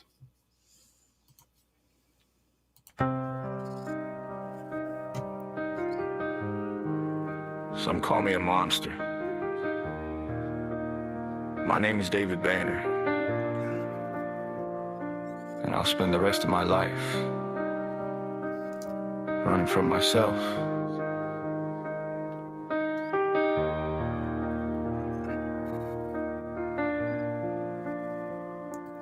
Walk alone, shadow in the night, trying to hide from the monster inside.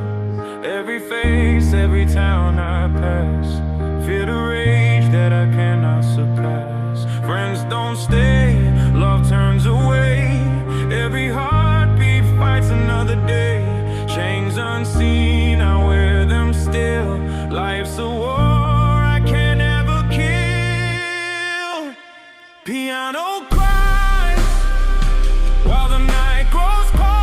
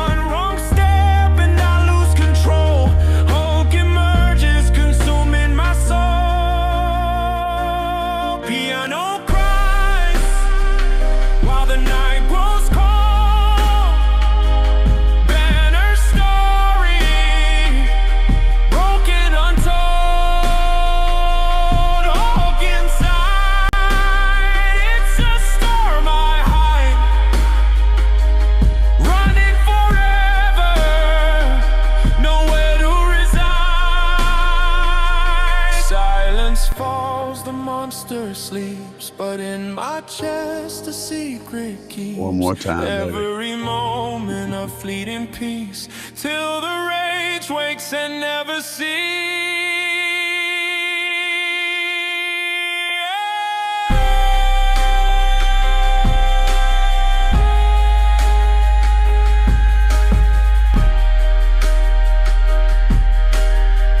Some call me a monster. My name is David Banner, and I'll spend the rest of my life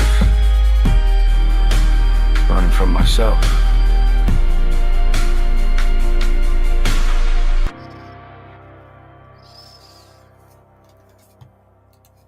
What'd you guys think about that? That track,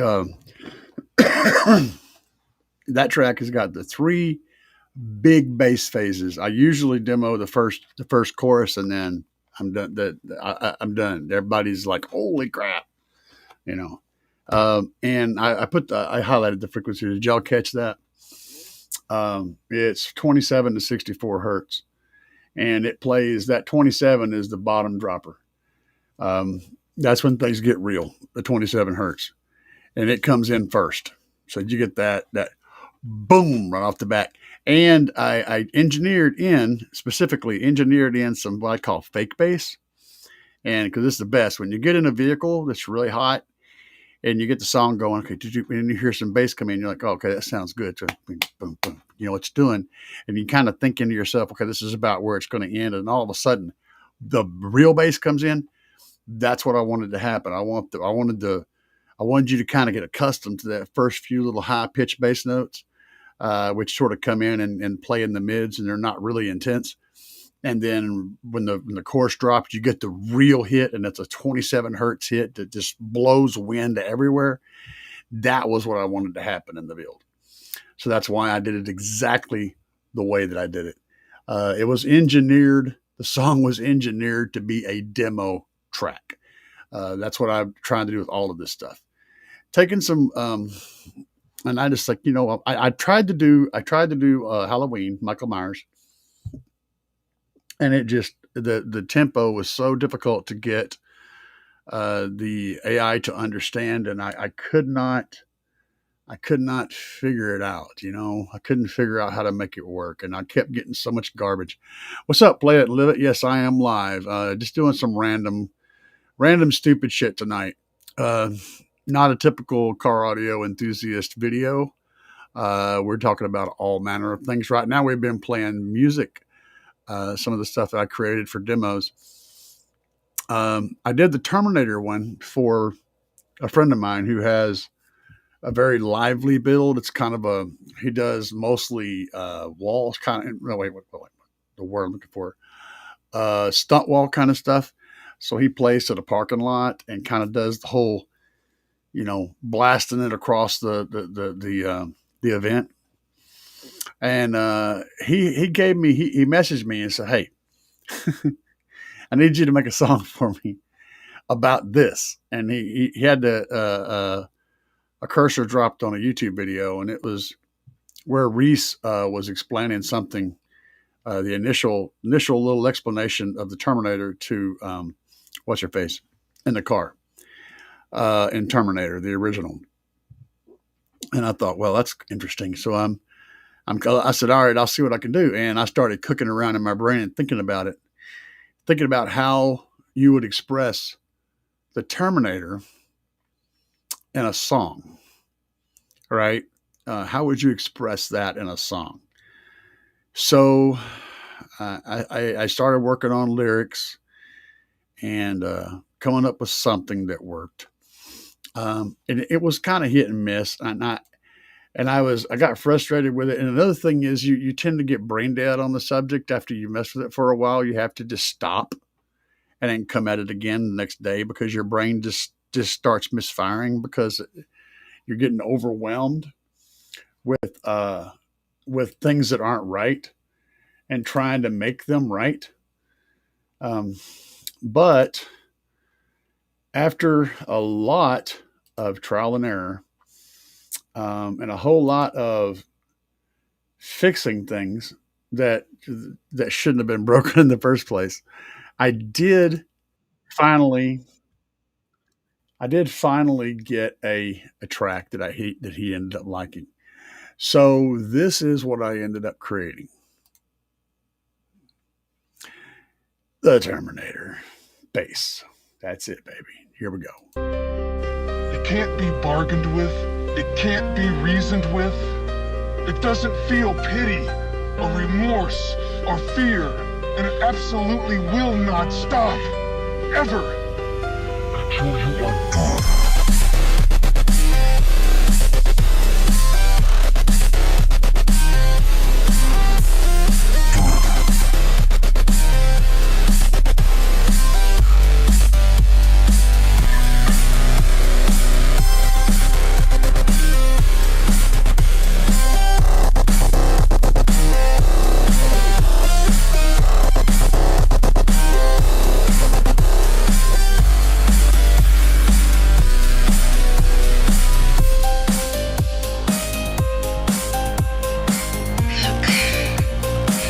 I am not stupid, you know. They cannot make things like that yet. Not yet. Not for about 40 years.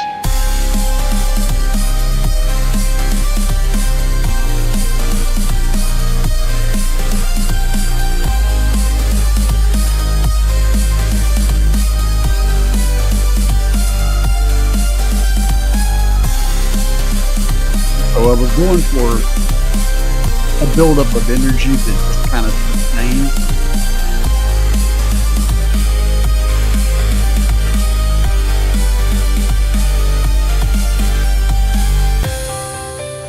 It can't be bargained with. It can't be reasoned with. It doesn't feel pity or remorse or fear, and it absolutely will not stop. Ever. Until you are done.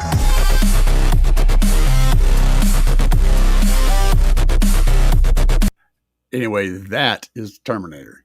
Um, Another good track. It's got a lot more intensity and energy, but I wanted that kind of a feeling because that's kind of how a Terminator runs. There's some breaks and pauses in the movie where things are peaceful and break down, and you get a chance to calm down and relax. And then all of a sudden, explosive energy happens again, and it sustains, it sustains, it sustains. So that's why the song has those breaks. And I was trying to create that feeling of the movie and the way it ran. Um, a lot of this stuff, and a lot of times I will go through the process of creating a breakdown, and it'll be a completely different generation with the AI. I'll keep working until I find the right thing, and then I have to go through and speed it up, slow it down, get the tempo right to put it in the spot because it will not do the breakdown that I want. So I have to make one. And then it's so much work, man. It's like mixing a bad band. So you have a band come in to record and you record them and then you have to try to figure out a way to make them sound good. That's how it is working with AI. It's a band, but it's not necessarily a good band. And they don't always do what you think they should do. So yeah, it's a trip, but it does open up possibilities for people to be creative. I mean, you can always just pop out music and send it, and call it good. And that's usually hot garbage. Whenever you put the effort into writing something and creating something that actually has merit and gives you a feeling, then you can get a product that actually tells a story and conveys a message and gives you a feeling. Then you've accomplished what you're trying to accomplish with playing your instrument yourself or having an AI play that instrument. It's yeah, like I said, it's like teaching a dog to open a door. There's a million ways to do it wrong, and there's one way to do it right. It is what it is. But I appreciate you guys for enjoying. And Play It and Live It popped in here at the last minute. I've been going for a little over 2 hours, and yeah, I'm live. Um, I randomly am up really late at night, so this isn't totally out of the ordinary. I just normally don't do live streams at midnight and shit. But it is what it is. I just thought I'd talk to you guys and hang out a little bit. It's always fun. Y'all have any questions for me? It can be car audio related. It can be music related. It can be AI related. It can be anything. But if you have any questions, now would be the time to throw them up in the comments.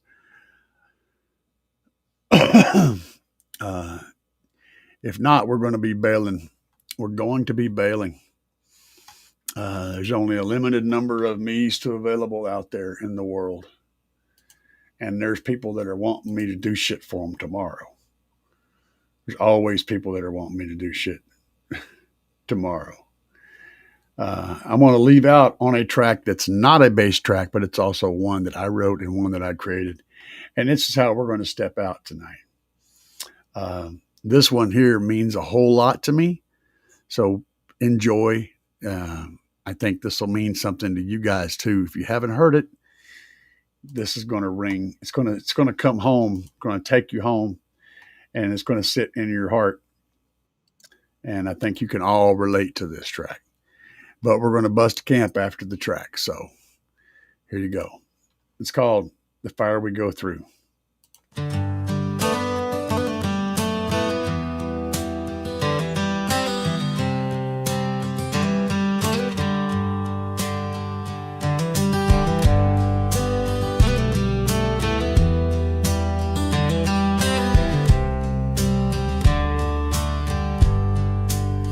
Me and the old man climbing up the creek bank with a string of fish, had to get our stories straight. I can smell the creek mud, summer sun is beating down. Memories are so strong, feel it on my face. I remember fireflies floating in the summer air, ran the woods without a care, never thought it in. But I had to hurry up, had to start growing up, 'cause I knew everything was just round the bend. The fire we go through forges the metal, the pain makes us tough as a stone. The road we choose Night, Cody. will be on forever, but that old driveway always leads back home. I remember racing cars, fake IDs and smoky bars, running with a crazy crowd, ending up in jail. Still recall the bad ideas, all the stupid things I did. If I could do it all again, looking back is hell. Drinking hard late one night, broke into a 5 and dime, ended up in county jail. Thought I was tough, had to do time upstate, eat the food put on my plate, learn to be a better man, had to grow up. I've been asked if I could go back, would I change the things I've done? I thought long and hard, but the path I chose was the only one. All my bad decisions, all those years were hard on me. But looking in the mirror, I respect the man I see. The fire we go through forges the metal, the pain makes us tough as a stone.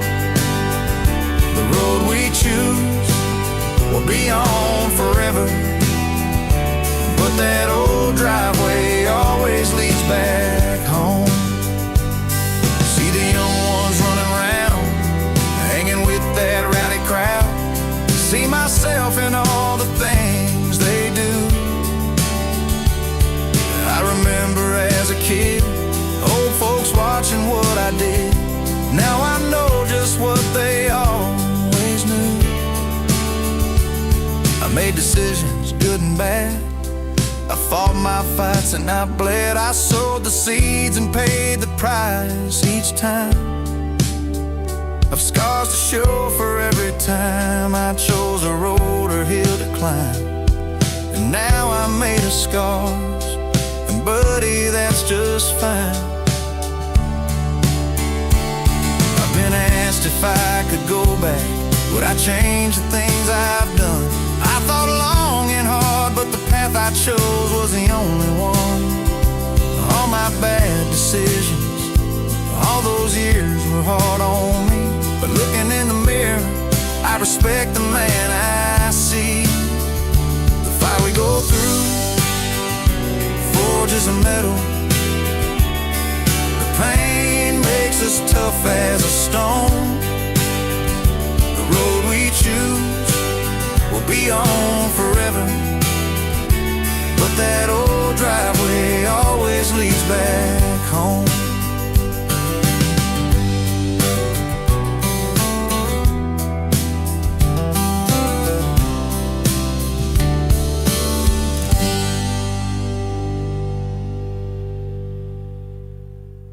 Yeah, I wrote that about my life, man. That's 100% true story. You guys have an amazing night. Be good to each other.